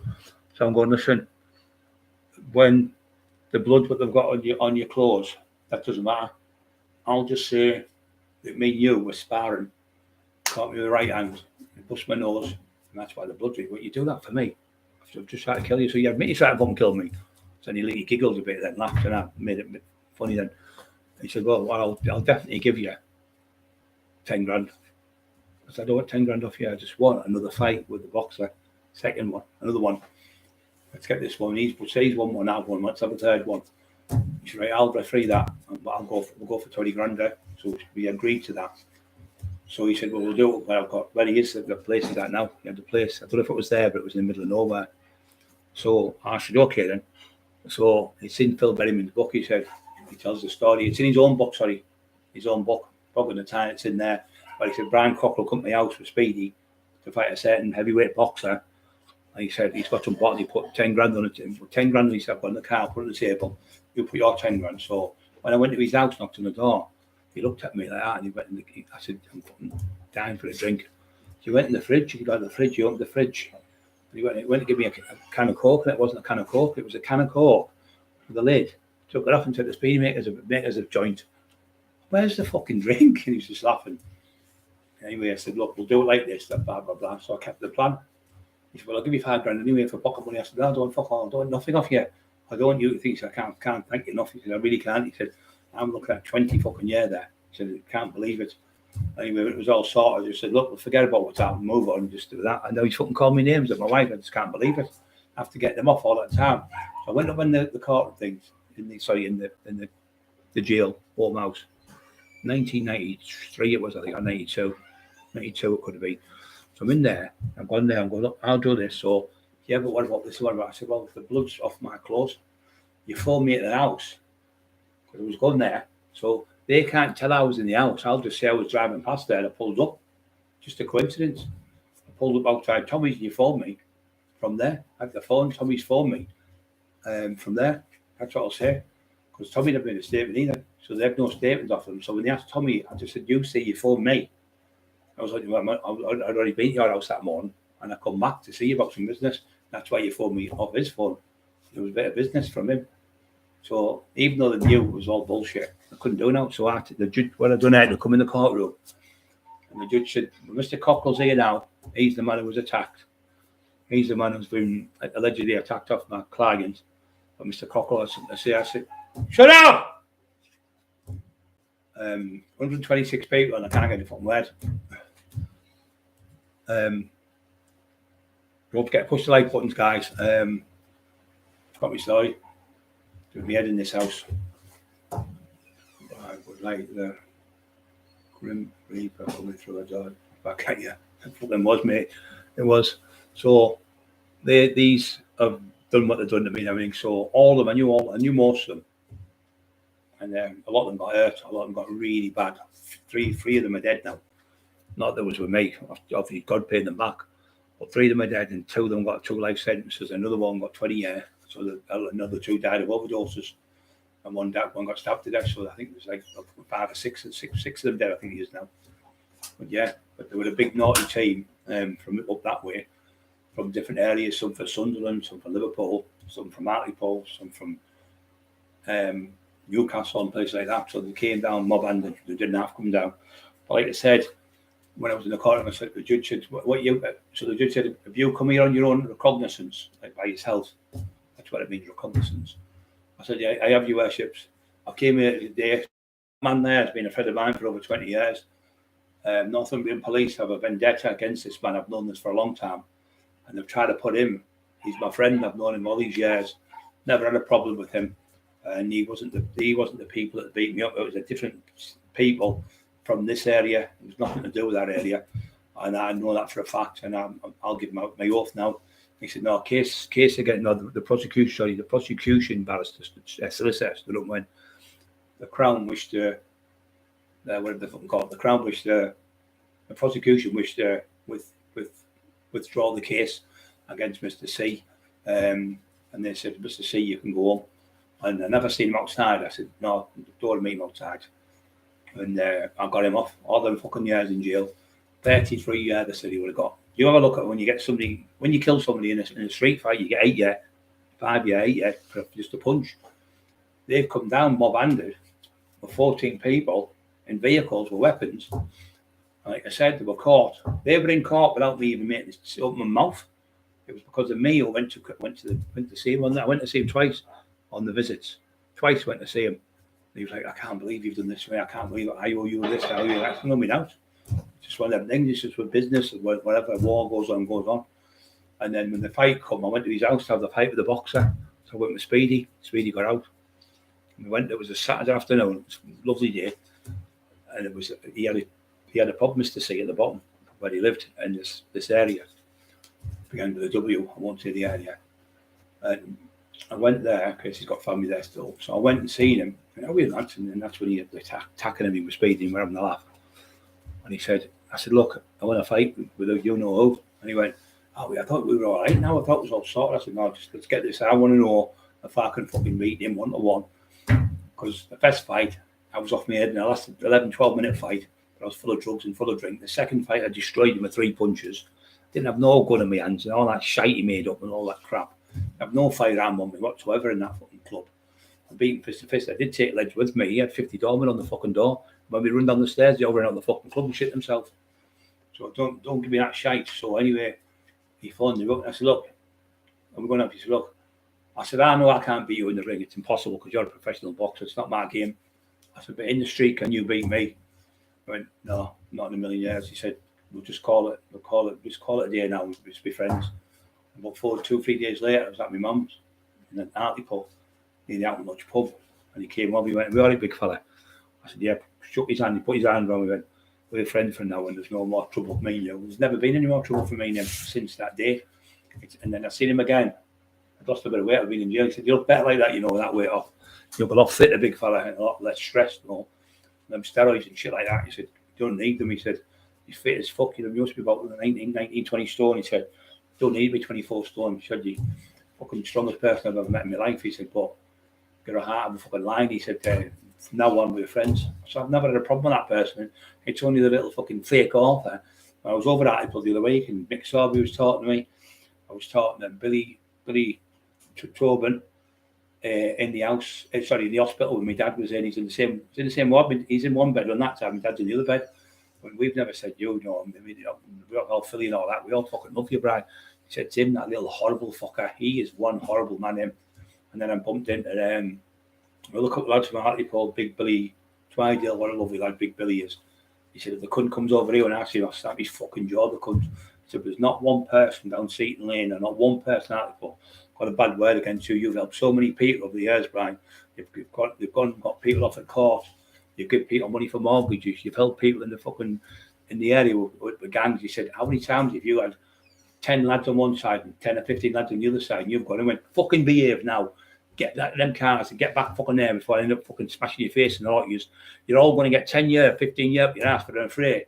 Get fucking home." And then they've come back around and went, "Thanks for yesterday. I got talking with him and he got me to talk." And I'd say there's 25 people there. Out of the 25, there's probably only 5 had a problem with another 5. So all them other lads would have went to jail, 20 people for fuck all. Just all 20 people going to jail for nothing because 5 people have a problem. I'll get our brother, and because you're his brother, you don't always have to back somebody up. If they're in the fucking wrong, they're in the wrong. You can sit down at a table and discuss it somewhere and sort it out between you and stop fucking the madness. Whatever it's over, you can sit down at a table, and do it. And if it's a fist fight, you just go into a fist fight and sort all this putting windows through and all that shite. That's not how old school didn't do that. Never have done.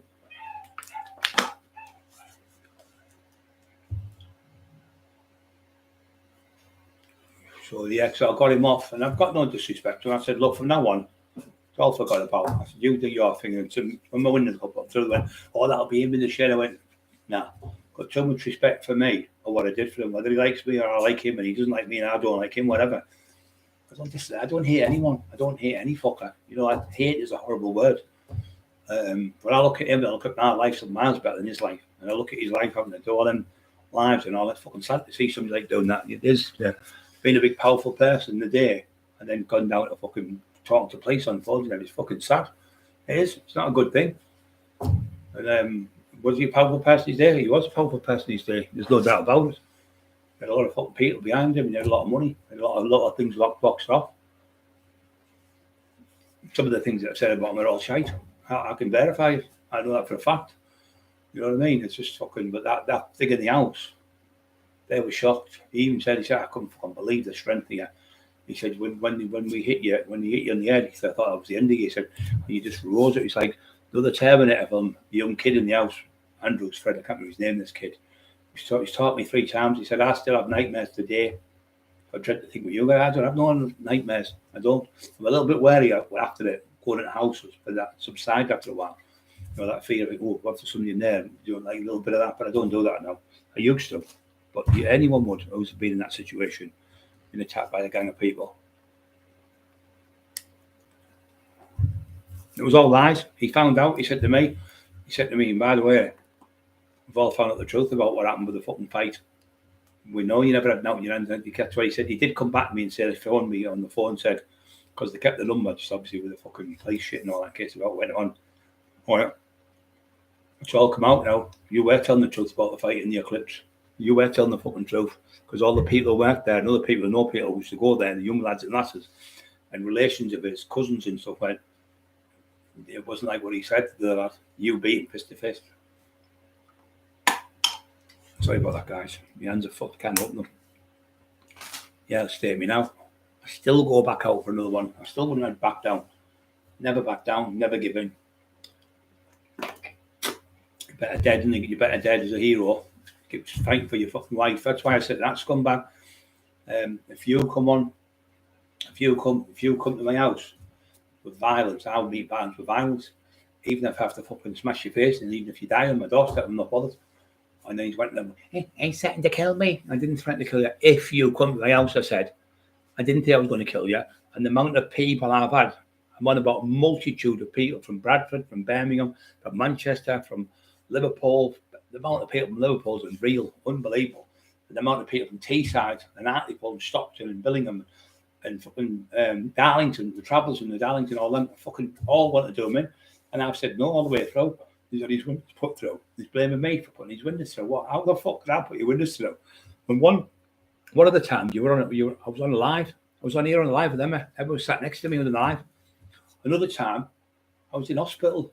I was in a wheelchair. How can I fucking sprint down your road in a wheelchair? I wasn't around. And the cops have checked all that. We're going into 9 months now. He said, you've been telling everyone on here for the last 4 years I'm getting arrested in 2 weeks. I'm getting arrested by Christmas. That was 3 Christmases ago, he said that. This is the 4th Christmas coming up. Still not arrested. No, sorry, I have been arrested. The authorities have spoke to me. PC fucking tin oil. Fucking, I couldn't know my stomach. It turns when I think making statements to the police. Don't get me wrong, if it was police when you're going to make a statement to get like a young kid being raped or something, or an old woman, like 90-odd-year-old being beaten up, I wouldn't fucking hesitate. I'd give him a citizen arrest. I'd break his fucking jaw and batter him all over. Don't care how many was with him. I'd drag him to the police station and make sure they couldn't go jailed. She can't do it. Another old woman, but I'd finish with him. He wouldn't be able to do it. I can't stand people like that. They're low life cunts selling heroin to people. They're low. They want fucking jail. And they want fucking life off. Wasn't even company, just John something like that. John got these special emails yesterday. Some called John froze my account after I wasn't apparently holding a $100 fraud. Was $100 fraud or 100k fraud?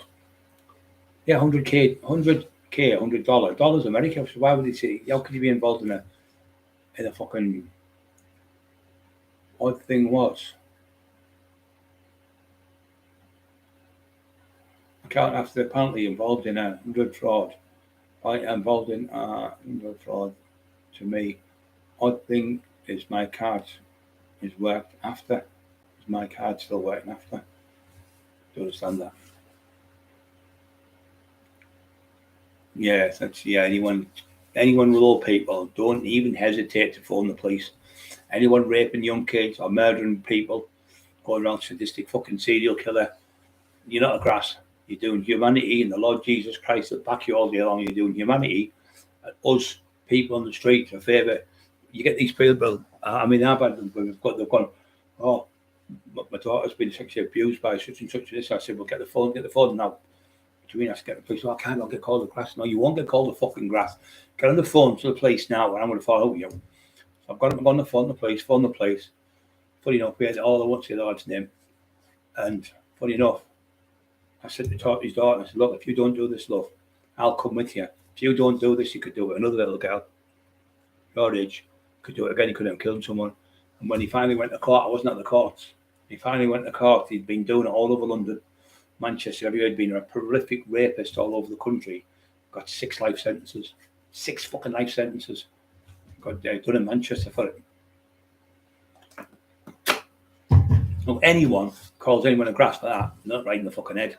Because the guy said to her, what if it was you? You had a little daughter, your daughter's next. Or you could have done something about this today, and tomorrow you might kill someone. You read the paper, Tommy Smith just murdered something. That's the one who got me. If I'd opened my mouth and said to him, he'd been in jail and he'd been found out. And that's what you do. You don't let people like that go for things like that. People that have been abused. You don't matter how long back it is. If it's affecting you every day, and it's affecting you, if somebody's done that, and go to the police and tell them, I don't give a fucking call me a fucking grass. You're not a grass. Somebody's sexually abused, no one has the fucking right to touch their hands on anyone. No one has the right to make anyone do anything they don't want to do. If you want to do something, you do it. People, Rob, what they do basically, they only do it to people because they're vulnerable, like you said, because they know there's no, what he means by vulnerable is there's no comeback. If you're 80-year-old, 90-year-old, and you can't hardly walk, and you fuck, it's like me, legs that you fucked the racket, I'm still fucking fine. Might not be like I was. You'd fucking shit your pants 30 years ago when I come to your door. I'm telling you now. Come to the door, if you want in trouble, you would. I had 23 and 3/4 inch neck. I had 23 and 3/4 inch fucking calves. I had a fucking 36.5 inch thigh and a 22 inch back. I got my arms 23 and a bit. But I couldn't hold them up fighting. So I got them, put them down to about 20, 22. I got them down to 20, 21, 22, my arms. Because my arms were too big. When I was throwing punches, I was getting up. My arms were filled up with blood. So I dropped about 2 inches. I stopped training my biceps. I did my triceps. But I didn't do biceps, because biceps, you can easily pull a bicep. It's really easy to pull. So I stopped training my biceps. I just do them once a week. It's like maybe 50 reps straight off. It was light. I did them last night. My hands are killing me the day after doing them. And I used to train everything else, and boxing and all the other stuff. I was a machine. It just never stopped. I didn't drink. I used to go out now and then for a drink. Very rare. And when I was, say, 13 to 27 nearly, I never had a drink till I was 24. I had one drink. I've had a couple of drinks. I never had another drink for another 3 hours. I was Duffy, so it was nearly 27 before I had my first ecstasy. I had half of one called the Biscuit. I was in a pub called the Havana. I stood there mainly. Duffy had been out taxing a few lads. And I was on the run. I had a fight with this lad. We were at Red Car. And I had a fight with this lad. We all went out, about 20 of us, and I used to take them out. So I was making thousands of pounds in all the clubs and the ecstasy, allegedly. And so we went to Red Car. I'll take you all out, because there's about 20 of them. They all work for me. So I'd take them out once a month, and we'd go out, ease all fucking day, drinking all day and all that shit. Which is like a one-off one. Every now and then I'll come maybe once a month. I'll go to Red Car for the day, we go to South Bank, we go to Eston, we go to Red Car, go all over, and we were in Red Car. And there was a young lad who worked for me. He was only a little, about 5'6", but he could sell gear like fuck. He could sell the tack, the canvas, fucking. You give him like 50k, he'd be gone from 2 days, cash straight away, paid. Fucking brilliant he was. Full amount, never down. Great lad. Anyway, he was out with us. There was a few other kids. So we're out. There's big ginger Alan with us. Tony Stubbs, Bernie McDevitt, Rob, what do you call him? Tony Johns, another great lad from Gagetown. What else was with us? Tony Stubbs, another great lad, who's poorly as well at the moment. We love you all the world. Tony's son get better soon. So we were all out about, like I say, 20. So we're near the police station. I fucking hate the police. I don't hate many people, but I fucking hated them, the way they used to treat me. So I got one of the little daft cars they had, and I picked it up, and I moved it onto the pavement, and I got on the pavement and moved it to the door, so they couldn't open like that, trying to open the police door. They went around the back and moved it. So I used to be able to pick the cars up, not the big Senator ones, just another little fucking. I could pick a Senator up, just that, but not moving the little ones easy, like a little panda car thing. And I've stuck it in the doorway in Red Car. I can't remember the street now. It's there, old Victorian prison, old Victorian police station. So as we come around the front, we goes down the front, just before Silks, it was called Silks nightclub, and it was getting on at about 9 o'clock at night. And he with these two lads, both were about 5'7", they both weighed about 8-9 stone. And he was 21 stone, this kid, massive, full of steroids, from Eston. It was my mate Nellie's cousin. And he's fucking punched the lad and hit him on the floor, and he was stamping on his fucking head. I thought, what are you doing? Get off him. He's still punching at me, miss. And I went to punch him, and I grabbed him. And he had these two cops were in the car over the road, never seen them, come over and grab my arms. Like that. I went, get off, fucking get off me. Anyway, I started kicking off with the cops. Anyway, they fucking now wrestling me, throwing them all over and all this fucking shit. So they finally got me in this van.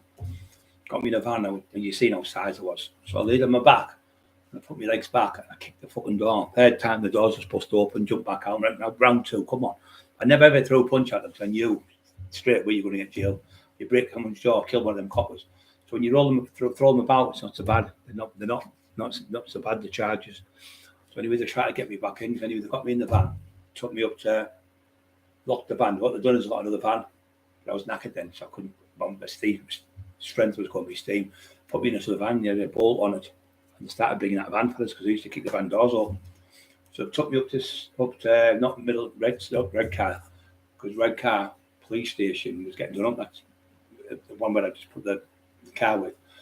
So we had to go to Gisborough police station, goes to Gisborough. Right, goes to Gisborough, goes in there. Anyway, I had £1,700. I had about £1,700, I think it was, yeah. So she's in my pocket still spent about fucking £500 on gear and going places, kebabs and all that fucking stuff. So we're in the police station. There was about 10 coppers, 5 one side, 5 the other, and you had 2 dogs. I was, come on, screaming at them. I was sleeping in the fucking van 20 minutes. So I left in the van. I did calm down in the van. I was fucking raging with them. I was off my head already. Fucking, you can't sit still. Anyway, I said, you cunts, come get in here and fight me. I was shouting at them. Anyway, I calmed down, but half an hour later they come. I looked at it like that. It was like a general looking at the soldiers. Anyway, I went in, the 2 Alsatians with them. I'd never heard of. So I goes in. Sergeant said, stand there, Brian. So can you get into your pockets? I pulled this fucking big wad. I used to have about 2 or 3 grand in my pocket. 2 grand you can get in, 2.5. As long as it's like 20s and stuff.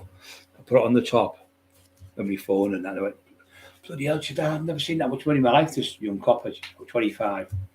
Only tiny little thing, about 5'2". She's doing the money. She's up to like 1,550, 15, whatever.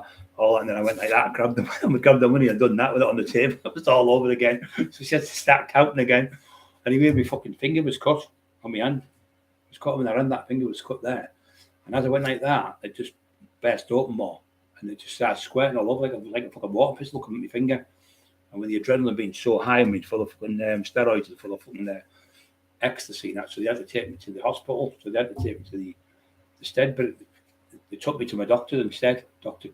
Duncan. He was on there, West Egg, what the fuck's it called? And he was, I can't remember the name of the road now, near Chino. So anyway, I went there, and they phoned him up because he lived near Chino, and then he came into the town centre where his surgery was. And he came in, I think it was 4 coppers coming with me. Yeah, 4 coppers come, because I calmed down, I wasn't shouting and bored. And they went, he said, that's bad, that. He said, come here, and you've got like a bandage thing, hold it to stop the bleeding. And they went, oh, when I was doing that, he said, you're going to need 2 or 3 stitches in there, Brian. The cop went, can you give me another one? He went, stop talking in front of me in my surgery. In fact, get out of my surgery now.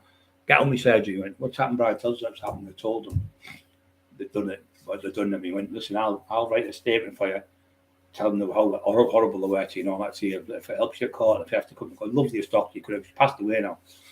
Big, tall, grey-haired man he was. Fucking lovely. He gave me a boxing certificate for boxing. Lovely man. Lovely. Like when you had a party at Christmas, he'd come round to me, aunties and my Uncle John's and that. All of my good friends in that family, which is my family. He goes there, he loved to drink. He's obviously being Scottish. He was lovely, always lovely. And he said, if you need anything, go to corporate. And anyway, so they took me back to the cells. So anyway, on the night, I'm in there, my mate, I don't know what I call Mark. Mark was the one who set the thing up for me and Duffy to be friends with. Duffy said to him, look, I'd rather be friends with him now. He said, look, I know he's been running about looking for me all over the fucking place now. He said, but look, I I'd rather be friends with him, so can you tell him to come to my mum? So he come.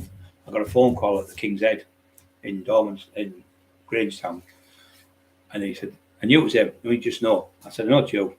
You know, have you got a gun in your bag? So I knew he'd do my watch because that'd be a kit bag. It was like a Bible to me, like a priest with a Bible.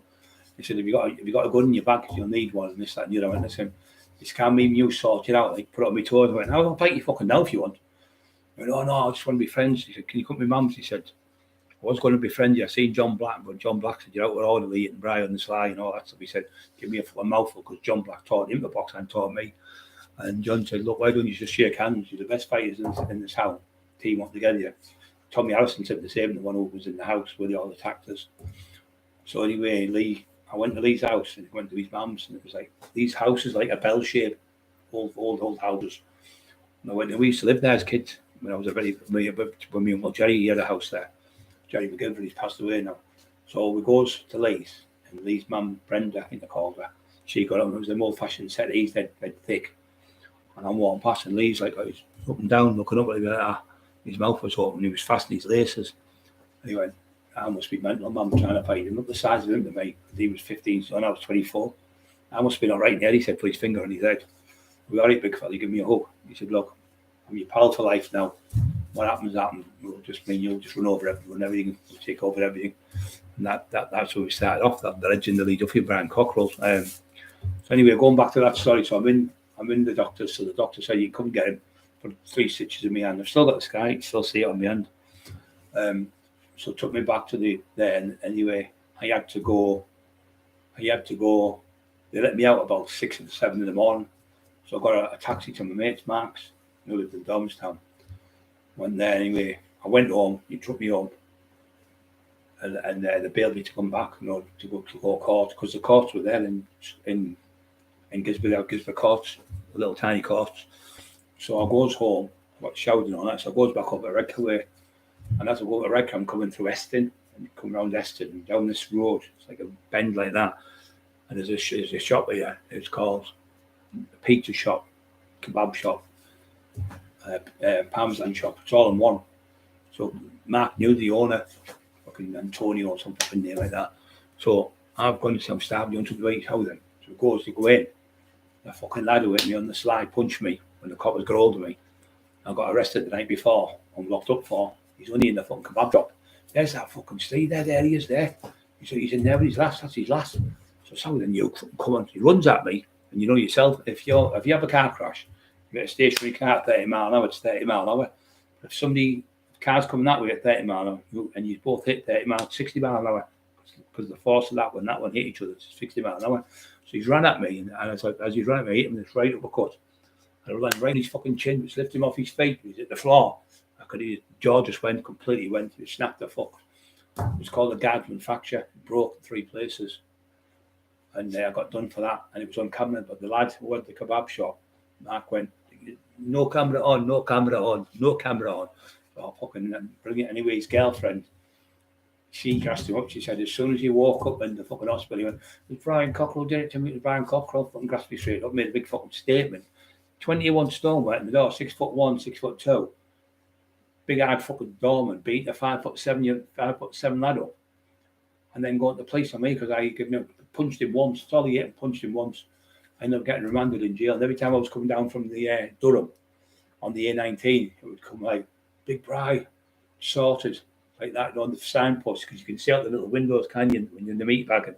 So I'm looking anyway, I was coming in, you go in the courts. So what they've done, they've gone on the top of the courts. There's like a ledge. And they went on there, Big Bri, everything's okay, something like that. Everything's okay, something to put on, meaning he's not tearing up the court. Anyway, the charges got dropped. So I was in my cell. It was a Saturday. That was a fucking Saturday for me, for good news. It was a Saturday, I was getting a visit. So I was in the block. All the way through my sentence. And he shouts, Cockerill visit. So I'm going to my visit. And next minute, your visit's been stopped. So I got already going to visit. And he went, stop, I think he's playing fucking games with me, used. I was fucking sick of this. He said, no, you don't understand that. He said, you have to come back. Your visit's been stopped. So I had to go back to my cell. And I went, right, get your gear, you're going home. I went, what do you mean I'm going home? He said, the judges give you a judge in chambers. Now what happens is you go to court, you get nicked, the police have enough evidence, they give it to the prosecution, gather the evidence, give it to the prosecution, they look at it and think, well, there's a good chance of getting in jail here. So then they give it to the police, and the police arrest you, and the police take you to court because there's enough here to remand you. So they take you to court, and you go to the magistrate's court. They have you in, and we think you should be remanded under section blah blah. That's fucking shite. Mine was for firearms, even though I was allegedly involved in all these firearms, I never ever got caught with one. So I said, "Oh, we know he's involved in firearms. We know he's got them." And this, I said, "Where does it say on my record? Sorry, can I speak, Your Honour, Your Worships? Where does it say on my record where I've been charged for a firearm?" "Yeah, but we know it's not on your record, but we know." I said, "Are we living in a court of fantasy or fact? We're living in facts, aren't we, Your Honour, Your Worships?" But yes, we are. "Has he been charged for firearms?" He said, "He has, but he got off." "Well, he hasn't been charged. Well, he's been charged, so he's not guilty." So the judges knew I was fucking right. Still fucking remanded me, the cunt. So they remanded me in fear that I would intimidate witnesses. Fucking terrible. So anyway, I got remanded. I say, so then you get another go. You go back to you get your first go in the magistrates, and then you get your second go again in a week's time. So you get a week to go to jail. Then you get the evidence round and that, and then they can go back to the magistrates and ask for what they usually do there. That these days, to put you on camera, then they bring you all over. It was good getting out there. You went out of prison. You were out, but you were still in custody in the big meat van. So they're taking you down there, and I knew something going on because they said everything's okay. So in other words, he's dropped the charges. So they never let me out on that one. They said remanded back to Durham for another whatever it was. So what happened is, to change of status, when he dropped the charges, you can phone the judge, the barrister, your defence barrister, can phone the judge in his chambers and say, "There's a change in circumstances, Mr. Cockerill, there's no witnesses now." The lad's come forward and said, "He got it mixed up, blah, blah, blah, blah," whatever he said. And he was drunk, full of drink, and he attacked Mr. Cockerill because what they'd done, they put hose pipe through his house and put all water all over his house, and people were threatening to beat him up every day of the week. So in the end, he just cracked. But I was in there for about three fucking months. But that's when somebody shouted up, "Yeah, Lee's been killed." I said, "Lee." He said, "Lee Duffy's been stabbed to death." No, the lad who told me was a lad called Dave Tappan. The Tin Man who tried to write the book didn't even know that was who Dave was. And he didn't have a clue. All them books he written out, he just guessed worked off loads of them. And he'd go and read some in the library, get Steve Richards and read a bit off his, then read a bit off the Taxman, my book. And he just copied other people's stuff. None of it's his own work. It's all stole off other people's fucking work. So that's what he does, rip people off with the books, not paid. But that's what I said to them the other day in an article. Did you get paid? Did we? Fuck, we got paid twice. Something like £15 and £20 we never got paid anymore. Just all stop the payments. Exactly. I said, we know what you're saying is right because we've had the same. So there's fucking 22 different people up to now I know who's been ripped off. And then there's the ones with the book. There's also the ones what he did the book with, like the documentaries he's done as well. We haven't been paid for the documentary. £19.98 that documentary was going for. Haven't been paid for the country. And the resurrection of Brian Cockerill, and then there was the fucking audio of Brian Cockerill. The audio alone got 667 reviews. So for every review, every book it's sold, you've got to have about 15 people before they put a review on. So that'd be 15 times 167. That's how many books that we probably sold just on that one alone, on the audio. Can eat a little popcorn berserk in there. I'm mental with them. Eli trying to fight Eli. Then plans, Stevie. Cheers, freedom. Still have it. Playing plans, Stevie. Cheers, freedom. Yeah, I'll still have it. I'll give Emma a message in a bit. Next title. Big brown coffee. Yep.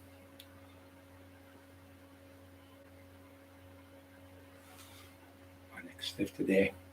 I did chest last night, training on my shoulder. I did a bit of shoulders traps last night. Get tight today. Racing lady, legend. Thank you very much. 1,000,000% Timmy B. Oh, nothing worse than there, and it doesn't get any easier each time. Luke Paul, hi Brian, hi mate, Steve Shannon, hi Steve Sonny, okay, here's another one who got fucking locked up off the Tin Man. Another one he grasped, he's going, I haven't made statements against anyone. Fucking, and you haven't made statements against fucking nearly everyone. That's what you fucking done. Anyone who says anything about him, he's on the phone to the police. They might have his head on and say, I don't like your box of shit. He's threatened to be a box of shit. He's absolutely a fucking proper little snitch, like a 5-year-old on the playground. Like a little kid. Missy's calling me names. He said I look fat. Missy's calling me names. Fucking hell. Imagine if you got what I got in that house. He would have survived, but he went, oh, and Cockerill was nearly crying when he got beat up. I said, well, what would you be doing, you fucking horrible little cunt? One fucking bat. You got a bat off a little fucking 17-year-old kid about 6 months ago, and you knocked you straight out. A little fucking travelling kid sparked him, and he ran off the street. Fucking shit himself. Coward he is. Got Steve Shannon locked up. Dave Mack locked up twice. Me, 16 times the police have been involved with me. Never done fuck all. Every time there's nothing, no further action. Like a greyhound trap. Timmy B, like being in a greyhound trap. I'm caught in a trap. I can't look back because I love you too much, baby. Oh, don't you see what you're doing to me? We'll have to have a massive meet-up, aren't we, in the summer? Maybe near Christmas, don't know. Everyone together, because it's been good. It's good all you people on here. Don't forget to subscribe to the channel. It costs nothing, honestly. I promise you, on the little dog's life, Emma's life. It costs nothing to subscribe. It just puts another subscription on there just to piss this cunt off. And don't forget to push the like buttons. I know I'm giving you a lot to do now because I'm fucking non-stop texting you. I was laughing at Neil. I'll be going, he's fucking Brian. How many more things you want us to do? Take the rubbish, take the bin out, brothers. Yeah, but listen, lady, thank you very much.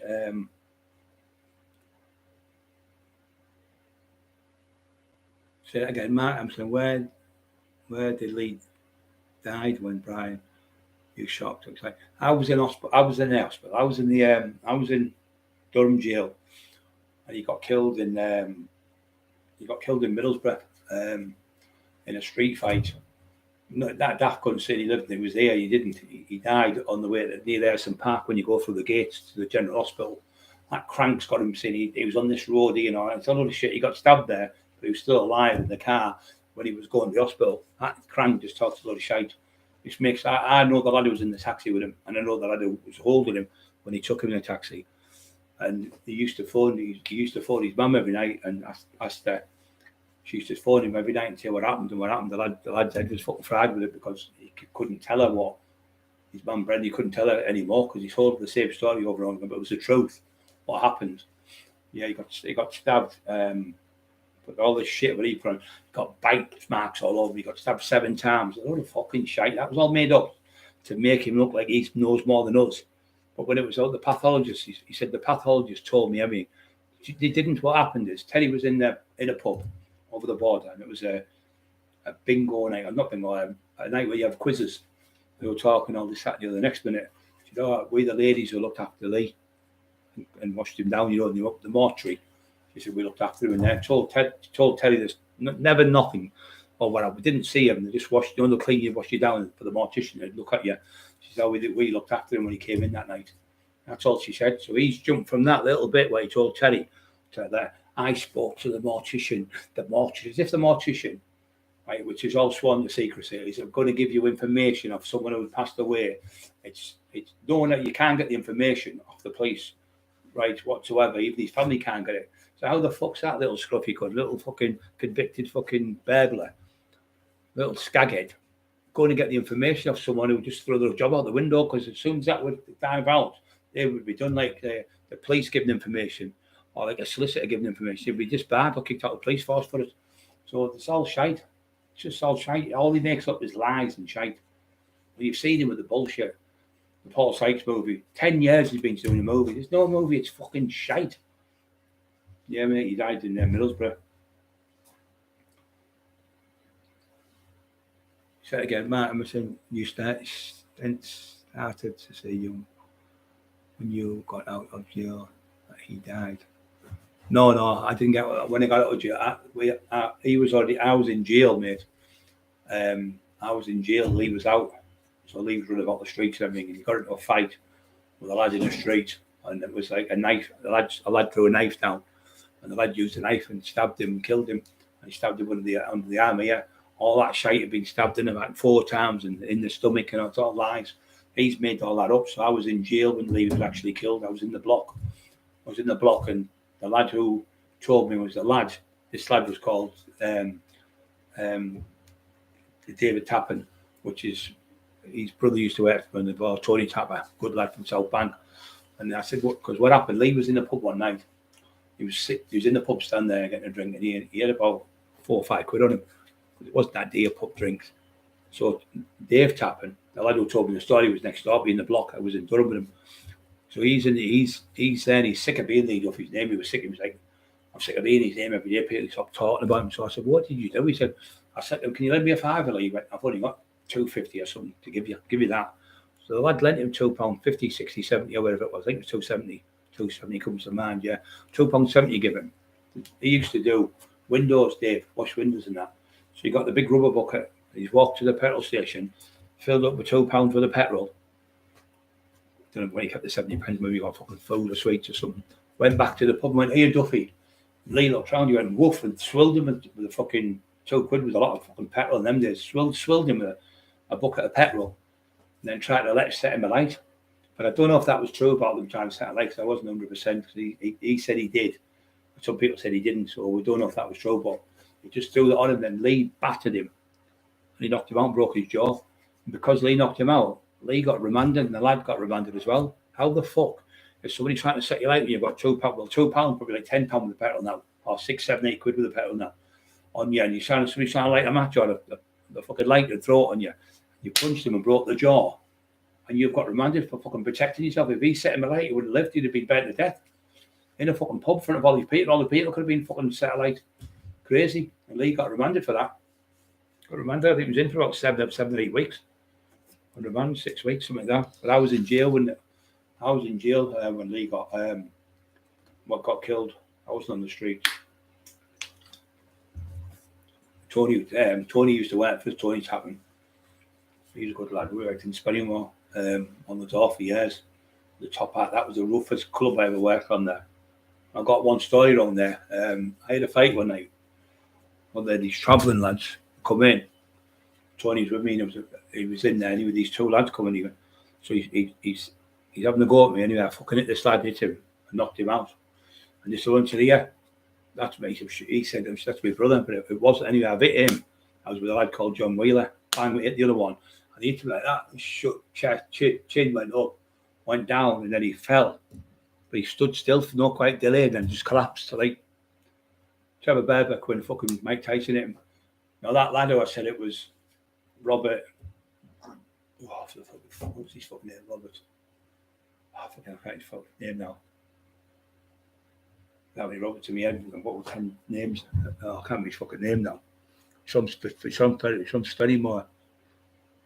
Oh fucking hell. I can't remember his fucking name. It'll come back to me. Rob.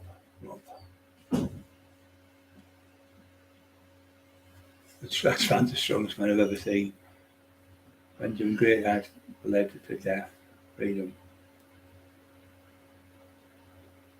But he bled as well because he was on ecstasy as well that night.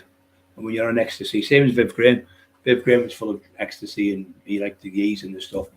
And when you're on steroids as well, the steroids makes your blood piss out of you, and plus your adrenaline's up, and he's just been fighting with someone, showing your adrenaline through the roof. So Lee run up the road, and that's what really killed him, because he ran. And when he ran up the road to get away, the heart would have been pumped like fuck, and the blood just pissed out, and he hit an artery under here, a main artery with a knife, and he was beating the lad. He beat him, and about 6 of them jumped him, were kicking him on the floor, and he jumped up, and they all ran away.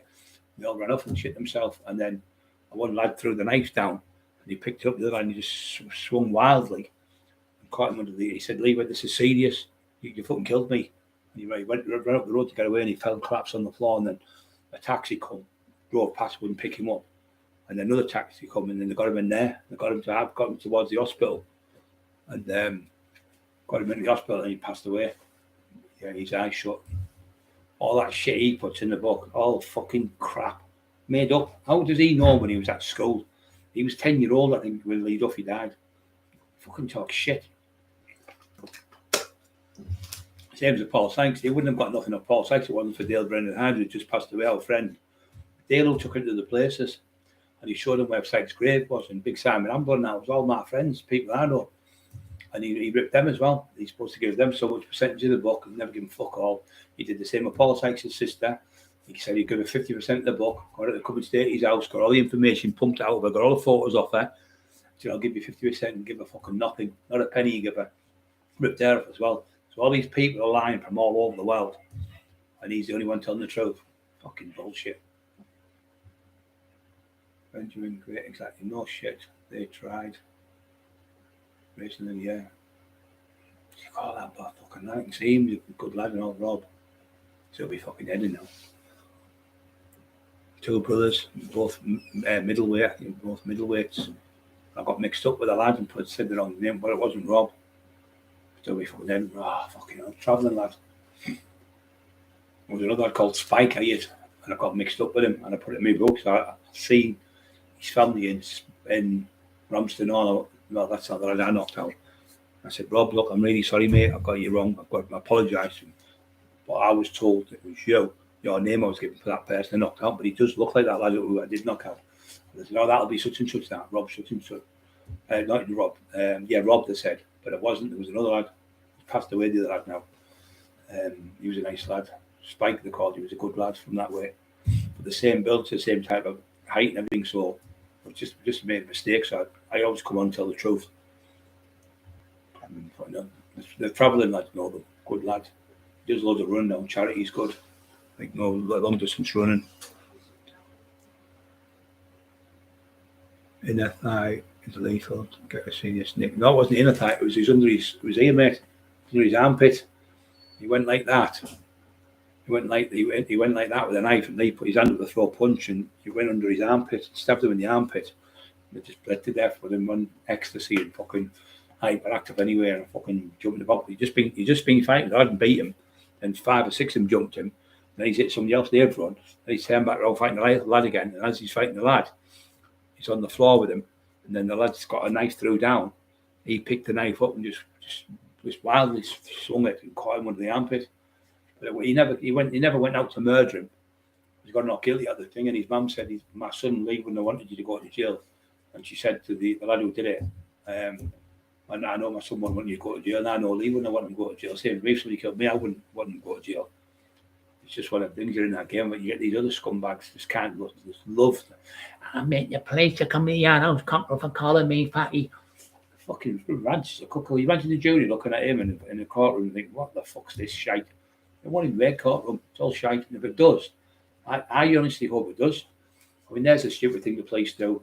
The police in Liverpool, the past 5 years ago, have decided that, I can't remember which one it was, you just have to bear with me. So if you've got an even number house, and your phone have been burgled, it won't come out. But if you've got an odd number house, it'll come out.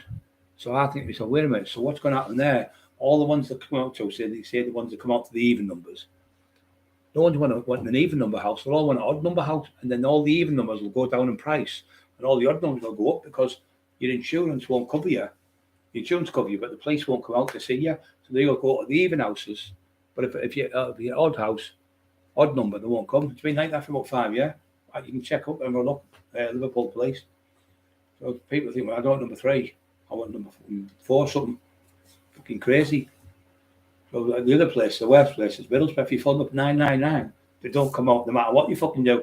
They just don't exist. They completely ignore 999. I was reading something the other day about them again. Cleveland Police Force are the worst police force in the country. If you phone 999, they don't turn up like a week later. So one bloke was a shopkeeper, said, the burgled my shop, they're in the shop, they're pinching my phones. He said, I have to go to work. Every night I have to put razor wire on the outside, inside my shop. Put all these burglar alarms on and everything stuff. They're in my shop now doing it. They went, they turned up 7-8 days later, they turned up, couldn't do nothing. He said, they're useless, absolute useless. They don't turn up.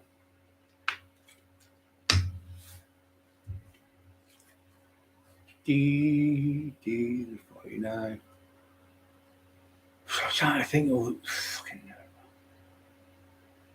I think when you just get fog in your brain. Jeez, Nick, yeah, that's what it was. It was under his armpit, wasn't his leg. You've got your fit. I know what you're on about. The one your leg is a serious one near the groin. If you cut that, when you see them in Vietnam places, the films where they get cut there. Femoral artery, I think it's called. If I'm right. With my first aid, I did. I got 99 out of 100 for first aid. True, but hammer to the head, mate. Four of them were bad hammers to the head, mate. Fuck it all.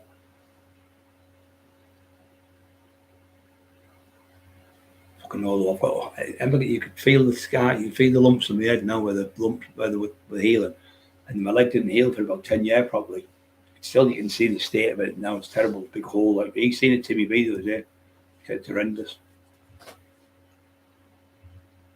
Legend of the North.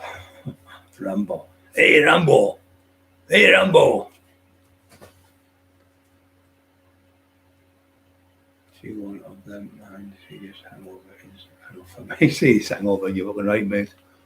Hit the like buttons, Rob saying, yeah, don't forget to hit the like buttons, don't forget to subscribe to the channel, and leave a little comment after here tonight to say if you like the channel, you like the chat.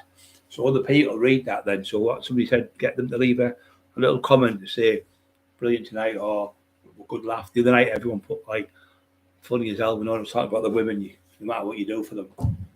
Then you get them on, John. I think we could do with a little break. I've only been going out here 3 days. Could do with a little break. All that fucking shit. When you don't got me no more, I'm fucking lying. I'm just going to go and see my mum for a week or so because she's not well. And my mum's out there, cookie at the bingo or something, fucking dancing. Fucking things that come out with under. Just got to do this, fucking lying bastard. Frankie Dave, come for a week later, I'll have a nip up and graft. Frankie the don't, I'm telling you, mate, when I was last phone, when they petrol bombed the house, fire bombed the house, put the windows through, 5 or 6 attacks in 9 days, I think it was.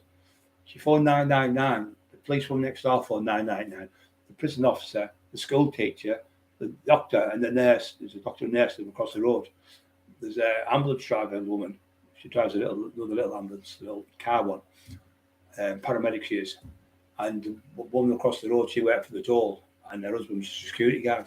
All really top job people and good jobs. Phoned the police, they never turned up. So about 200 of the public phoned and complained.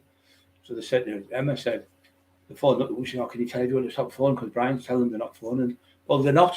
They haven't turned up still. Took them about 5 days before they come to the fucking house, and they still never even took the forensics for the car. We had a smoke bomb in here because I picked it up on the front because when he see me, he ran like fucking dropped it, and the other smoke bomb went off, but it went off, the smoke come out, and it went bang, the noise, and the woman next door shit this up with the kids. And I got the other one because he dropped it, the little blonde head, I found out who he was from Billingham. They've already been sorted out. When he got to the car, and he was going, oh, God, and he dropped it. He dropped it at my path. So I picked it up like that, so there's no fingerprints on it. Put it on here. When the cops come, they took it. And when Emma said, well, you've got the proof on there, because on the canister everything's got barcodes on it, so the canister would have to come from somewhere. And you have to be over 21, I think, to sell fireworks. And you have to give your name and address and your ID. So they would have that on them. And so there was fireworks, Tomahawk fireworks, rockets. They're the biggest band ones.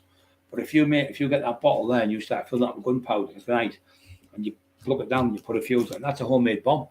Even though it's only in a bit of plastic, it still can be dangerous. And if somebody's putting it through your letterbox, that's construed then to fucking murder,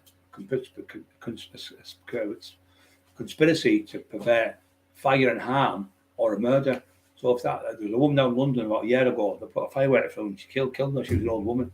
So now it's under the 1818 Act. It's classed as throwing fireworks in the street. It's classed as a terrorism act. But they come and put it in my car, blow the car up. You could see the thing blown up inside. And then they put one in they put 2 outside, but one went off, one didn't. And they're classed as terrorism act. So my mate's ex-SES, he knows people high up in the MI5 and that. He said, they've covered up a terrorism act in Ingleby Barwick. That's what they've done.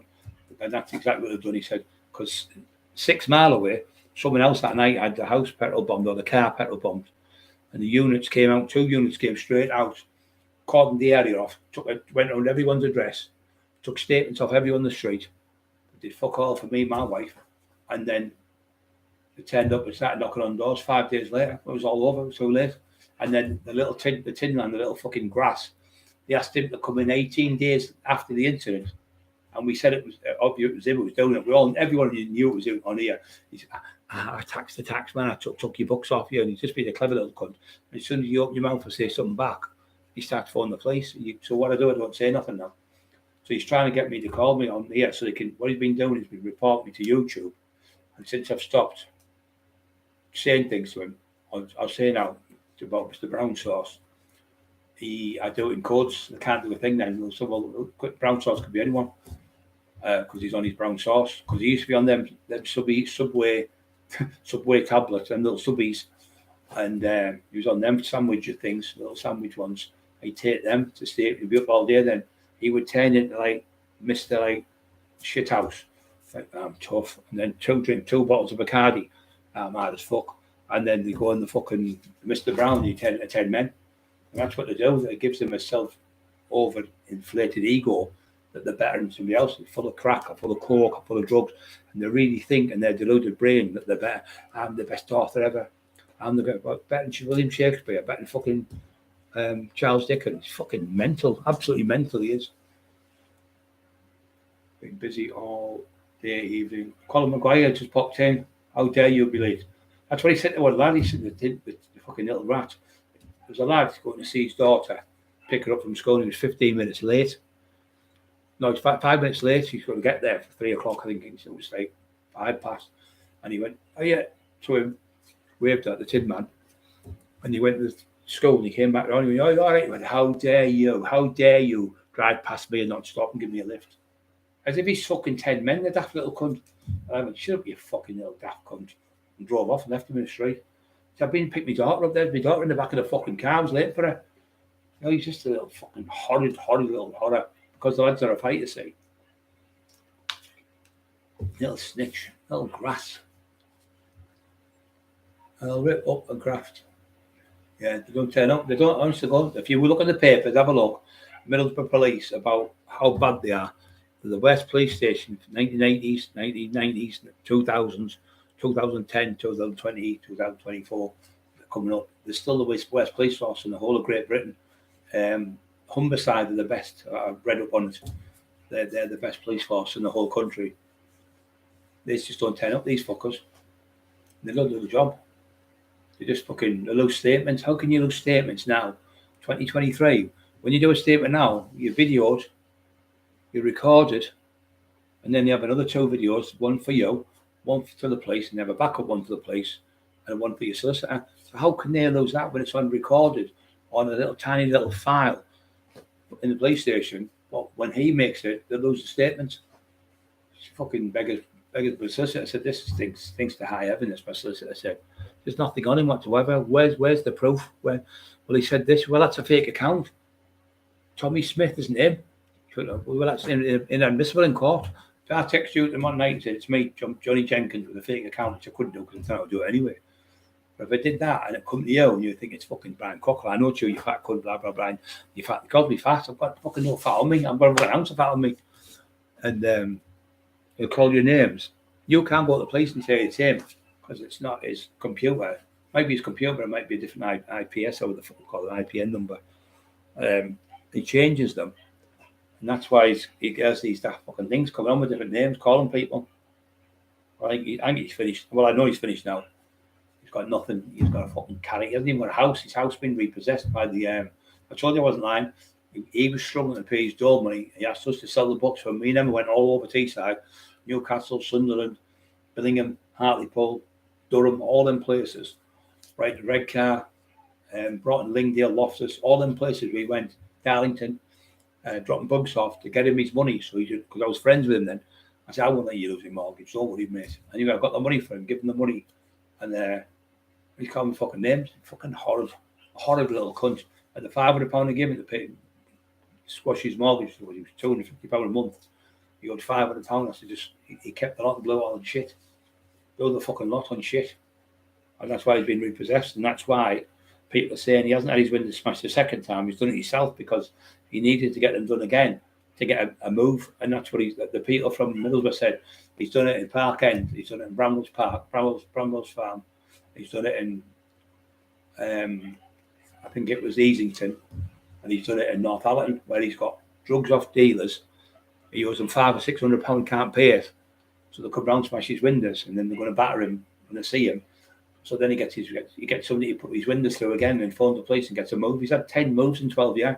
And all that's the taxpayers' money. They just keep doing the same MO over and over again. His sister told someone, a widow, who's a friend of theirs, he said, he just keeps doing this. We've told him, my mum said, why don't you leave the Cockerills alone? They've done nothing wrong. Just because they found out what you are. Because they all threw him out. His family won't have him in the house. They won't have him anywhere near the children. I'm just thinking, fucking red flag. Lord Brian Henry. Hiya, Brian. You all right, brother? Thanks for coming on. I've seen you for a while, brother. Good lad, Brian. Yeah, so Colin Maguire, Sunder Freedom can't really say. Yeah.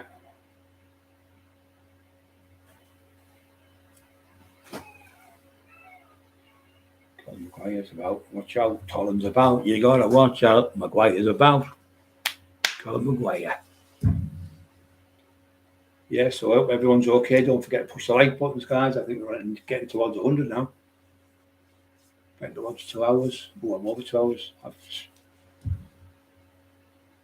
So don't forget to push like buttons. Don't forget to use your commands. How would you put the fucking eye out there? Yeah, I try to do that to me. That's how bad my hands are. Don't forget to push like buttons and leave a little comment because it means a lot. If you leave a comment for the algorithms, that's what it's called. Algorithms. If you see people leaving comments and talking back and forth, and other people see it as well. My first cage fight last night, Budgie never stood a chance. I like that one. Fucking brilliant, that. That's good, that. Budgie never. I have to tell Maniok that one. He loves all them jokes. Yeah, he sat there fat as a fucking pig, white as a sheet, because I've been on Sunday yesterday, but I've been out on the Sunday and the day before. I was lovely last 3 days. But he sat there in the house. You can tell when they're on the brown sauce, the average tea biscuit. When you're on the brown sauce, you're up all night talking shite to people or looking out windows every 2 minutes like he does. So he can't look out windows, they're all smashed. So he's been chased again 10 times in 12 years. So this is the same MO on all the estates in Teesside. He's never lived inside Middlesbrough for years because he got chased years ago for doing the same thing in Berwick Hills. He done it in there. So they all chased him off the estate. They all looked like tough young lads doing a bit of gear. He was saying Timmy said this and Johnny said that. They're fighting. And he was saying Shirley said this to Susan, and Susan said this to fucking Rachel. And they're all fighting in pubs and clubs and everything all on there. So they've all gone in the house one night and said, who told you? Him.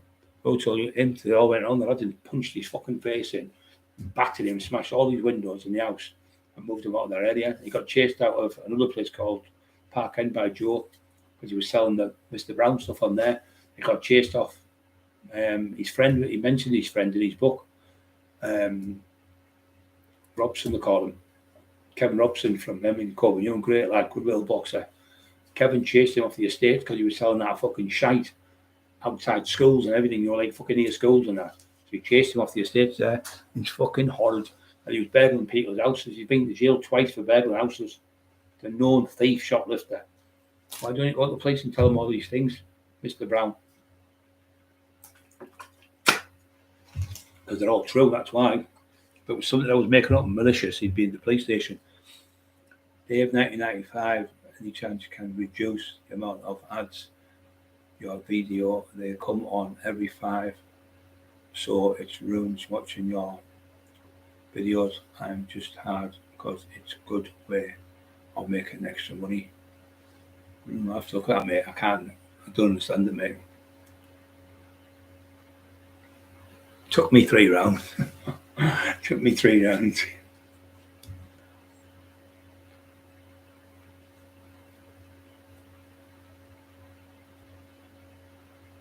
My ads have never, you know what, mate? I don't know what you're going on about there because my ads, I've only had ads for the last week.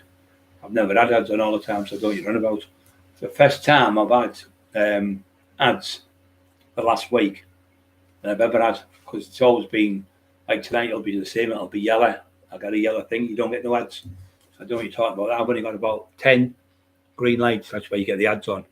Out of about 1,300 videos, I've only got green lights. So to get a green, when you get a green light, when we talked about the mental health week, because I wasn't mentioning what tablets to take, I got offered it, so they give me a green light. When I was talking about fitness and training, because I'm a qualified training instructor, I've got first aid certificates, and I'm allowed to train like 50 people, and I've got British Amateur Award to call British Amateur Weightlifting Association, so I'm allowed to train like for weightlifters, British Amateur Weightlifting Association. That's with the Bowler Award. Got that as well. So so they can't stop me saying something where I'm an expert with. I've been trained to do with starting, but I don't know about these ads because the ads is where you get paid off, and they're very, very rare. I've been paid very, very rare. So there's no way I'd be taking ads off. I was getting a few pounds off them. Would you'd have to be fucking mental, and you can't be. I don't know what you're talking about every 5 minutes because there's only two ads come on, one at the beginning for a few seconds and one at the end, and that's only on about 9 videos I've got, maybe 10, and the only ones they've come on is when the little puppy's on, and them videos are only on maybe half a minute, so they can't be coming on every 5 minutes, mate, because the fucking videos are only a minute long. That doesn't even make sense what you're saying.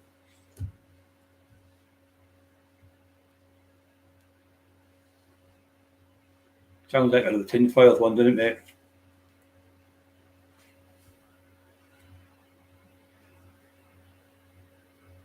Yeah, well, we was doing that down in London, mate, with them. The rent, I call them the renty people he pays in the clubs. So he's got them, but he was already caught with Paul Daniels' son off his own dad when he was 15. At the time, he was only 15, caught in bed with him with one of them pipe things, smoking it, one of them bottle things, doing that, and caught him in bed because his dad worked for British Steel, Middlesbrough, Redgate, and he come home because there was a spillage of sulfuric acid.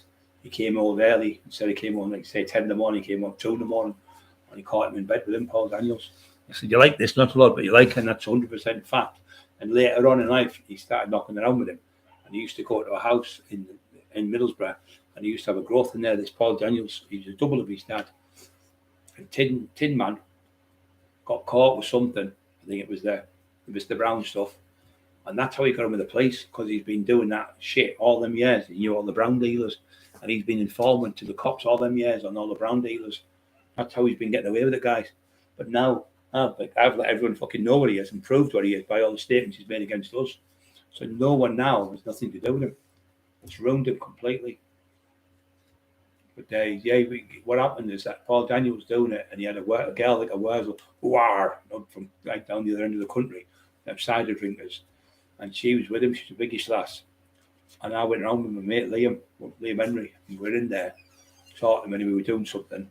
And then he come in, and he went out with this lad, and she stayed in the house. And she was going, "Oh, he gets on my fucking nerves.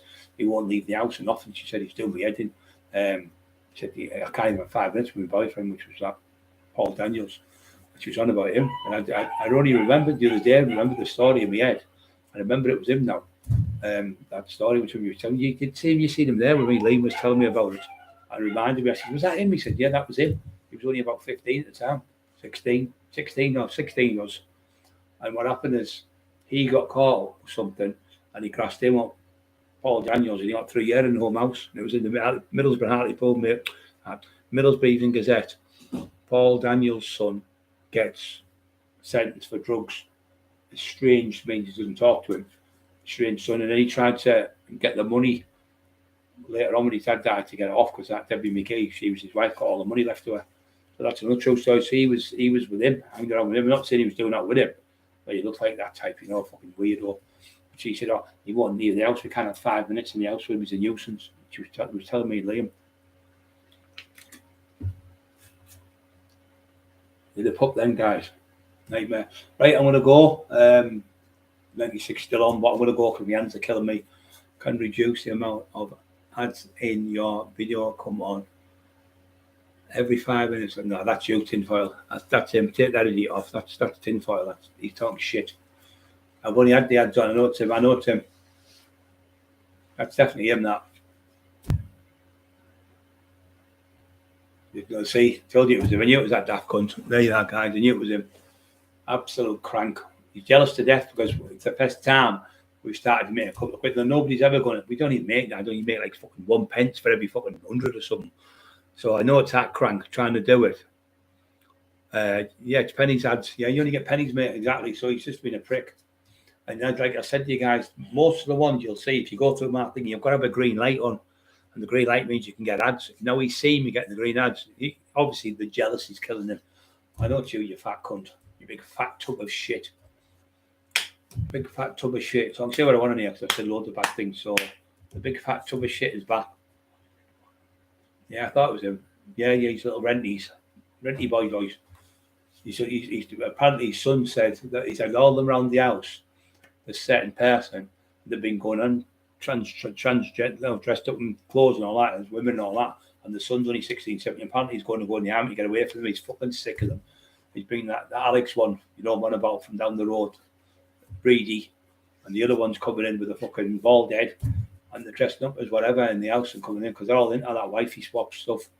Like, what swap shop. They're into all that shit. That's him and his wife's into all that swap shop shit. Swap shop. Who the fuck would want to swap with that? Yeah, that's what he's up to now. Swap shop. Fucking discuss. Because I said, well, why are you thinking with these women, the ladies of the night people, and you upset with? I think it's quite funny. Then when I said, aren't you upset when he's down London now, talking about, can anyone show me where the rent boys are? I said, I'd be fucking livid, but somebody. Like you say, it was if I was a woman and it was my husband, or the other way around. I think it's quite funny. And then I realised how much she's into all that fucking stuff, all that shit. And then I got told of people from other areas what they're into. She's into all that shit. Been into it from day one. Okay, now fucking Hattie Aches, fucking Shirley Crabtree. Fucking Shirley Crabtree. She come after you, run like fuck, telling you, but if you wouldn't be able to catch it. She's too fat. Old Crabtree. So you see, I mean, that's that, Dave. Can you stop? Because every 5 minutes, if the pictures about Eli or Emma and Bobby, they're only on 2 or 3 minutes. So how can they keep coming every 5 minutes? You fucking little crap. That's telling you it was you. Yeah, he's just horrible, mate. He's just disgusting, vile, cretin. But everyone's onto him now. He can whatever he does, yeah, just exactly freedom. You're spot on, 100,000,000%. The jealousy's killing him. We're going on top. Other play we're in the movies. We're in another movie I'm making next year. This is Birmingham 2. This is Birmingham 1's coming out at the end of this year, at the beginning of next year. So there's like 2. I did the other one with the lads up in Newcastle. That's out, and I'm doing my own movie, and I'm doing my book. Once upon a sorry, much better. I'm doing my own book. The Taxman and Teesside, me and Emma did. We want me to do one called Once Upon a Time in Teesside. I thought it sounds fucking stupid. There's already Once Upon a Time in America. I thought, all you do, see, there's the MO. You think, what's he done again?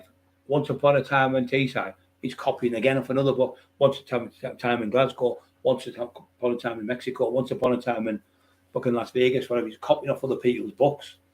That's what he does. He goes down, watches stuff, takes it down, writes it down, and puts it into his book. Pretends he said it. He's a fucking crank. He ain't got a fucking bean to scratch his ass with now. Not one carrot. 1982, you Newcastle United Football Club, 1982, where were you? 1982, I'd left school. I was just got in a red car, and I got a flat off Chick, who's a Scotch alcoholic. He worked in Abu Dhabi. He used to come home with 10 grand. The fortune now, but 1892, sorry. I thought he said 1992. Like talking to me there. Send you to Cookie.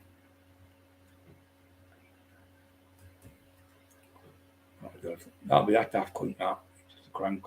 Just a divvy.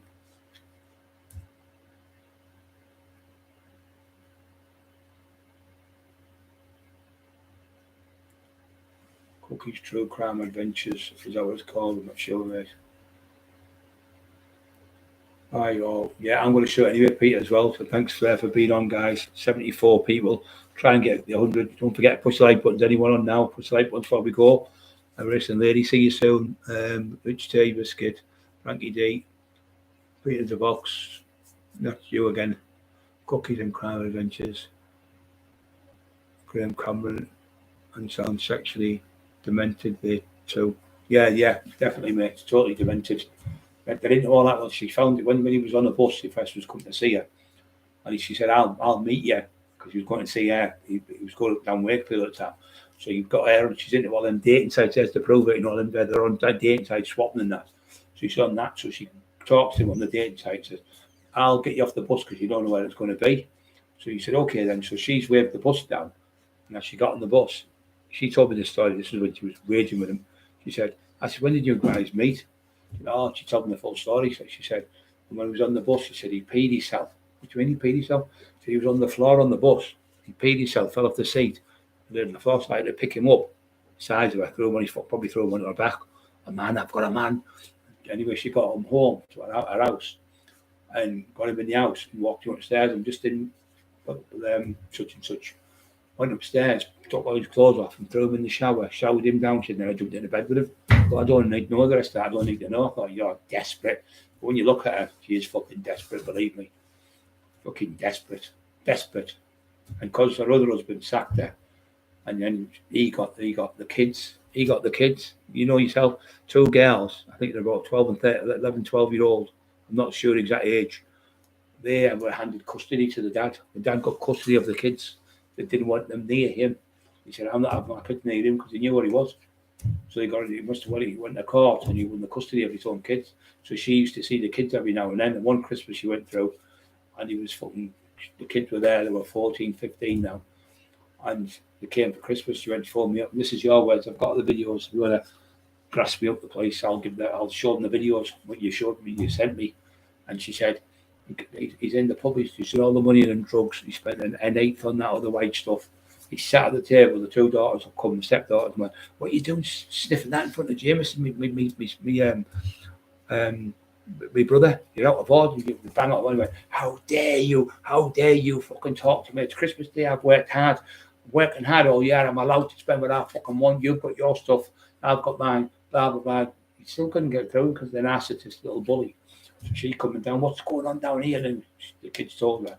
She started arguing and he said, get out of my fucking house now, fuck off the both of you. She said, you're a dickhead, you're not but a dickhead. And anyway, they stood outside for about an hour waiting for a taxi. The dad sent a taxi, it cost £44, she told me, to get the kids and pick them up and take them back to Harrogate.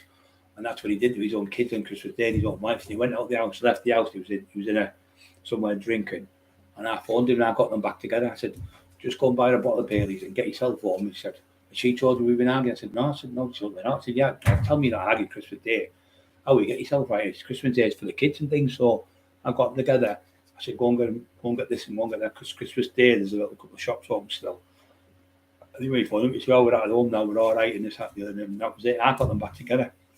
She got, and what she done, because she was scornching and bragging, do you know when I'm in upstairs in the room, when I'm in the room with Jameson, we're in the little bedroom, she said, I'm in there typing the books, because he can't type, ask him to type a book. So later on, about a month later, I left it. I said, do us a favour, can you do the thing, a little bit of typing for Bobby to get his gas on, because he got his gas turned off. He said, yeah, no problem. He said, but I can't, my hands are killing me today. So I've been typing for 7 days and 7 nights, and he couldn't even type one word. And when I seen him spelling, he had Duffy spelled with one F, so I knew he couldn't spell. I thought, I can't spell, and I'm telling him. So I knew he was a con man, and that's where it comes from, the fake author. He can't even type. So how can he do the books? He can't even type a letter to the gas board for me. So it proved he was a liar, and she crossed him up and all sorts. She said it's the second time he's overdosed. He said he collapsed one day, and the son came and said, Dad, what are you doing? He was barking, white froth, and choking on it. So they got him up off the floor, and he said, you need to pack this in, it's going to kill you. Them blue things, I've read up on them in the paper, they're killing loads of people. He said, I promise, son, I'll never take them again. A week later, it was his birthday, back on them again. The kid come home from school and went, you're on them again, you promised them. He said, shut up, you little fucking fanny. He said, shut up, you little fanny. He said, I can take what I want, it's my house, I pay the bills. And that's how he talks to his own family and her. But she's desperate, because Terry said she lost her husband before, and she can't get another one. She can't get anyone else. That's why she stays with him. She's desperate. And I've seen women like that. You know yourself. I've seen lads like that, and they're desperate. They're with someone, and they won't leave them because they're like control freaks over them.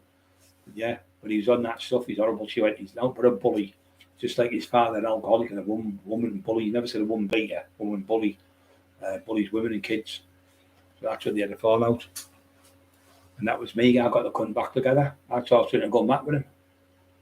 And that's God's honest truth. That I've got all the stuff. Emma's got it now. I've got it on our phones from when he was talking, when he was telling us the full information about it. So I got ranted on there, having a little bit, but that's another story about it. He just can't stop fucking lying. He's the best author since Oscar Wilde.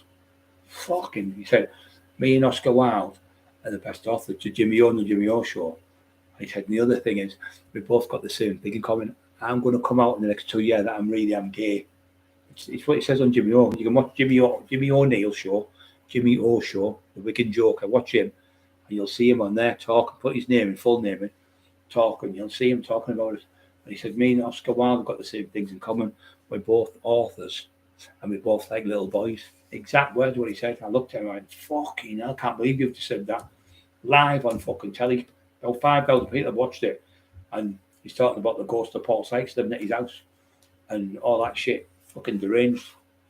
Right, guys? But he's not. I'm not going to jail. It's all in his cuckoo head and his wife's cuckoo head. There's nothing going to happen, mate. I've done nothing wrong. And even if I did get done, I plead guilty. Allegedly, how could I have actually done it? So it's only on paper. If I went, yeah, I did it, I'd get a caution. That's all I get. He's saying I'm getting 10 years in jail, 20 years, and 30 years. He's fucking balmy, fucking mental, isn't he? 78 on now, nearly 100. Come on, where's the 100 buttons? Yes, and then you tell them. You know how to tell them. I haven't seen Little Don for ages. Anyone seen Little Don? Getting a bit worried about him. Seen him for fucking weeks. Frankie D, how you, son?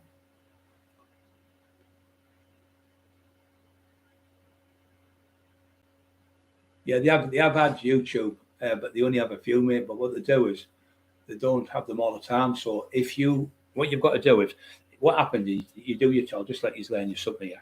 So you do your show, you come on. What they do is they mark it, so you can have you get a yellow button where you get, say like somebody donates like one of yous on, you get off yous, but you don't get any ads because no one will put it on it when you swear like I am and all that shit they said. So the last few I did calm, collective, and never sworn, things like that as much, which I know it's a miracle. But I talked about the training and all that, so you get a green light then. If you get a green light, that means you get adverts coming on your show. So what's happened now, I've got 4 green lights out of 6. So it's killing this fucker now. You can't handle it. It's driving him mental now. So YouTube now we're giving us, you don't get a lot, you just get pennies. But because we've got another step further, he's trying to get it stopped by getting me to scream and shout and do daft things on it. I'll probably get the orange light tonight. Like an orange light you get, like that colour. And then that way you don't get any advertisements on. And that's why he's trying to say, can you stop your ads? He wants me to stop the ads so I don't get paid. He's just a little crank. So that'll be him saying, have you seen what I've done, Mrs. Crabtree? I've only conned and pretend I'm called Mark Smith. And I've got to take his ads up. All excited, like a little. I'm the biggest bullshitter on the phone. I like the brown sauce because I love that brown sauce. That Big Daddy sauce is lovely. Windows ajar! Windows ajar! Jimmy B loves that. He says every time he comes out, I just piss me pants. Windows ajar! I'll find you. Stacey Idiom. Windows ajar. 11 a.m. 11 a.m. Sunday morning. Was on and on and on about fucking 20 videos. He never turned up. Now we have got a bit better. I've offered him out for a straightener, just one-on-one, because he's offered me out, and I have the right to reply. So where do you want to meet me, little Junkie Joe? Junkie Joe. So Junkie Joe could be anyone, couldn't it? Junkie Joyle. Junkie Joyle. Who's Joyle? Don't know who Joyle is. So you can't get done for that, see? Because he can't prove a fucking thing, the daft cunt. Yeah, I like to do the troll's heads in. I don't know, mate, exactly what it does. He drives him around the bend because all yous are on here together, solidarity. We all know, and everyone knows the guys that come on here. Carl Campbell, you good, bro? Yeah, respect, mate. Rob, Adam, Rob's a good lad, really good lad. Freedom's great lad. Racing lady's a lovely lady. All good people. Adam Townsend, a great lad. Thank you, Adam Townsend. You're an absolute gentleman. You're a legend, mate, and thank you very much. It drives him insane that he sees, like, when you get $1.99 or £2 or £5 or whatever, it drives him mental. He can't handle it. It proper makes him, no one gives me nothing. Like a little kid, but he's ripped all them fucking people off. 22 different subjects you've ripped off, and all the other people we don't know about. You're just a little con man.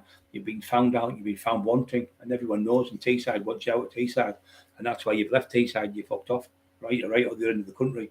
Somebody said he was in Newcastle, Beds or Row, something. And now somebody said he's in Leeds, because that Sean, Alex Reid come on and said, "Are you still in Leeds, Jamie?" So he blew his cover. The month he was only on, he had about 12 people on the live. My mate said, the man he said, within about 5 minutes, there was about 4 people left on it. And you could tell it was there going, "This man is the greatest author ever." I thought, "Oh, it's you talking about your fucking self, you crank." So he answers his own questions and asks his own questions and answers them all day long. I think, what? You can tell it to him, you know that. You can tell the way he talks. This has got to be the greatest crime author ever in Teesside. I am Teesside's greatest crime author. Amazon have said I'm outselling J.K. Rowling. She's worth £1 billion or something. That's how delusional he is. Better than J.K. Rowling's. Fuck, you know. And his book, what he did about Paul Sykes, if it was out now, would outsell Mike Tyson's book. The greatest boxer ever lived. So the fucking coward wouldn't fight me. Just a fucking normal street fighter, and not skilled in the ring. Just a street fighter. Wouldn't come outside. Twice attacks the cunt. About £1,200 off him and 20 grand with the elephant. Conroy was with us. And Dave Garside took them off the cunt, and they've already admitted that it's true. As he came on, Conroy went, "I've got to tell the truth. Brian was there, and he did offer Garside out. Sorry, he did offer Paul Sykes out. He said twice he offered him outside, and twice he wouldn't come out with him in the pub. And when he went back, the other lads, he offered him out again. He said, "I've got to tell the truth. He did offer him out." He said he wouldn't have lasted 5 seconds with Brian. Not in a million years. Jonathan David Terry.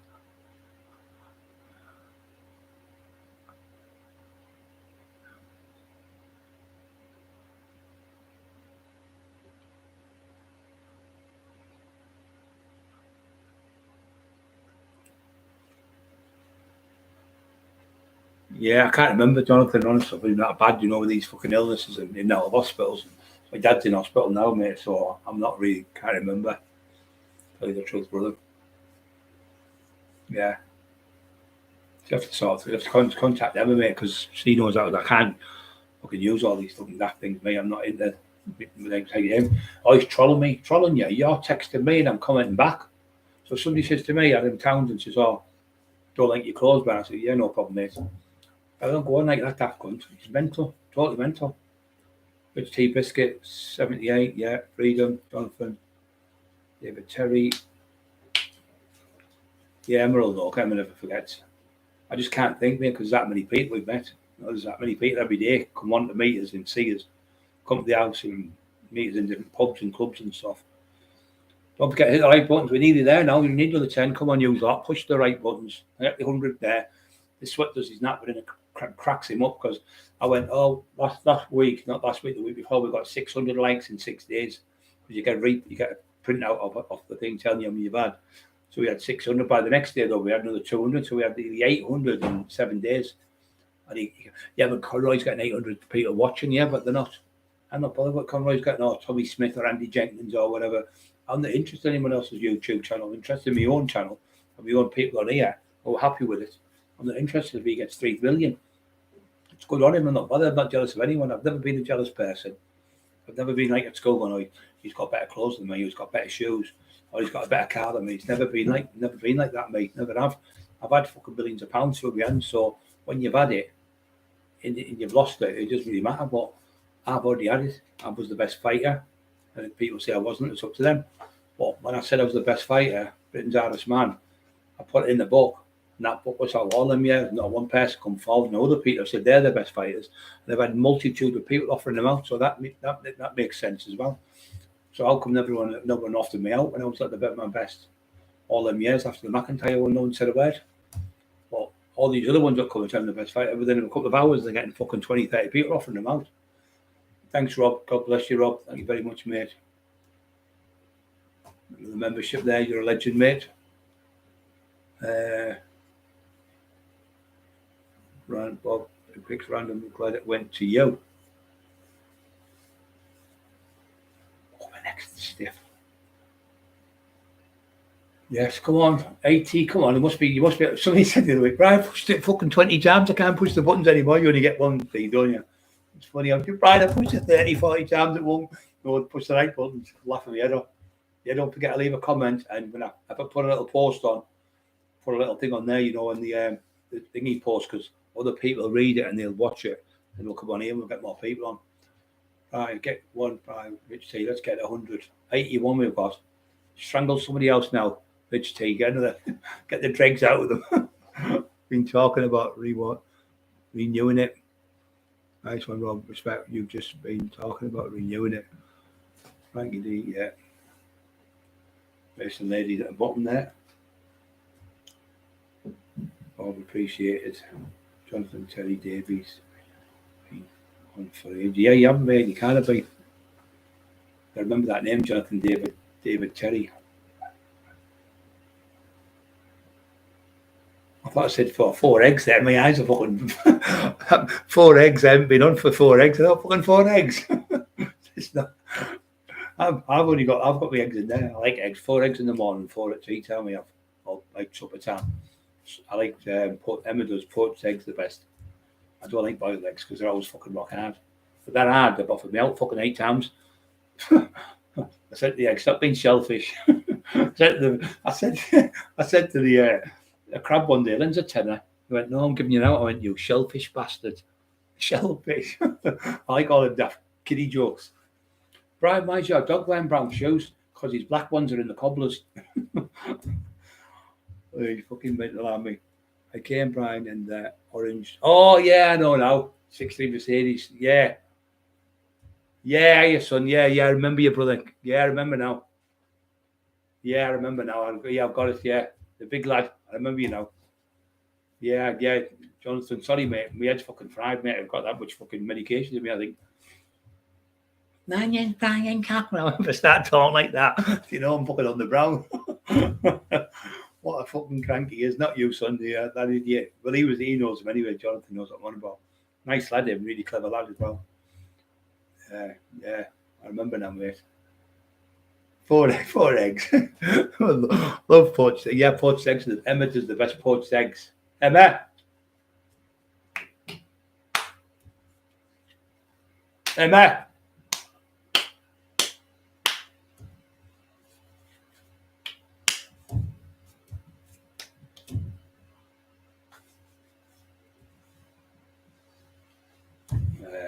Bangy Orange 63, one off one.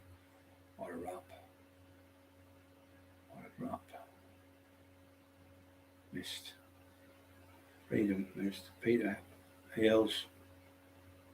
Okay, mate, hope you're alright. Don't forget, push the like buttons if you just come on, guys. 82 now, we need another 8. Another 8 might be it till next fucking year. Yeah, I remember now, mate, the Mercedes. Cost you a fortune there, yeah, I said that, yeah. Yeah, it didn't have good, didn't it?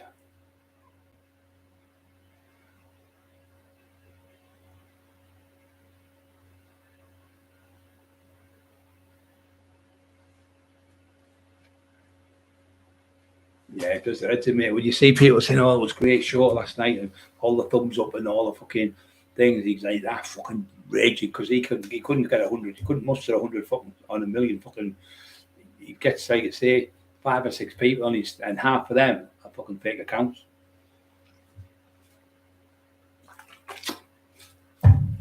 Last night, you've got to watch last night about the women when they get in the shoes.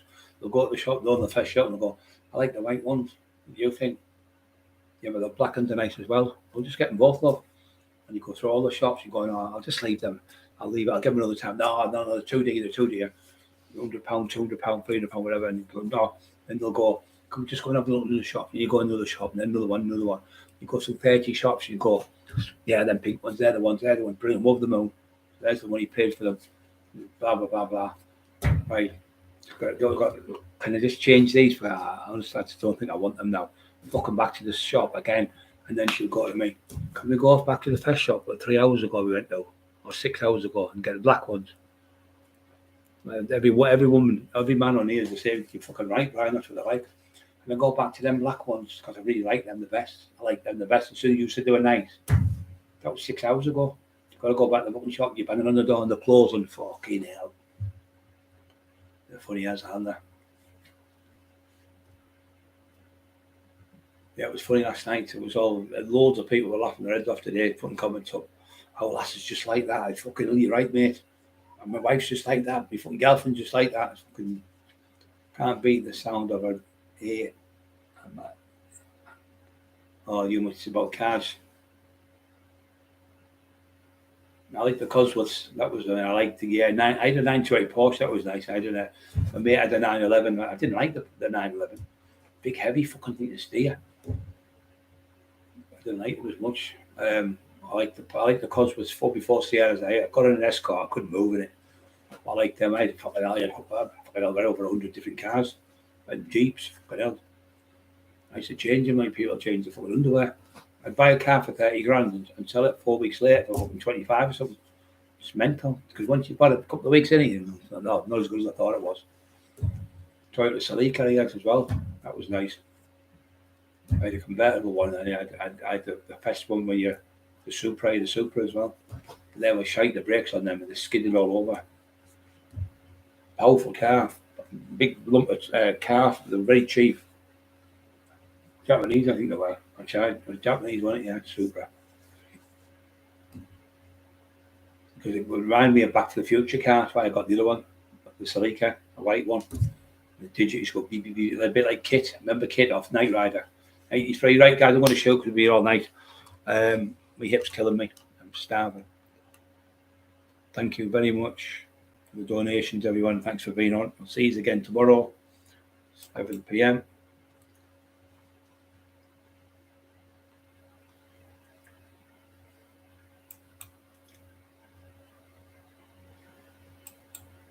Yes.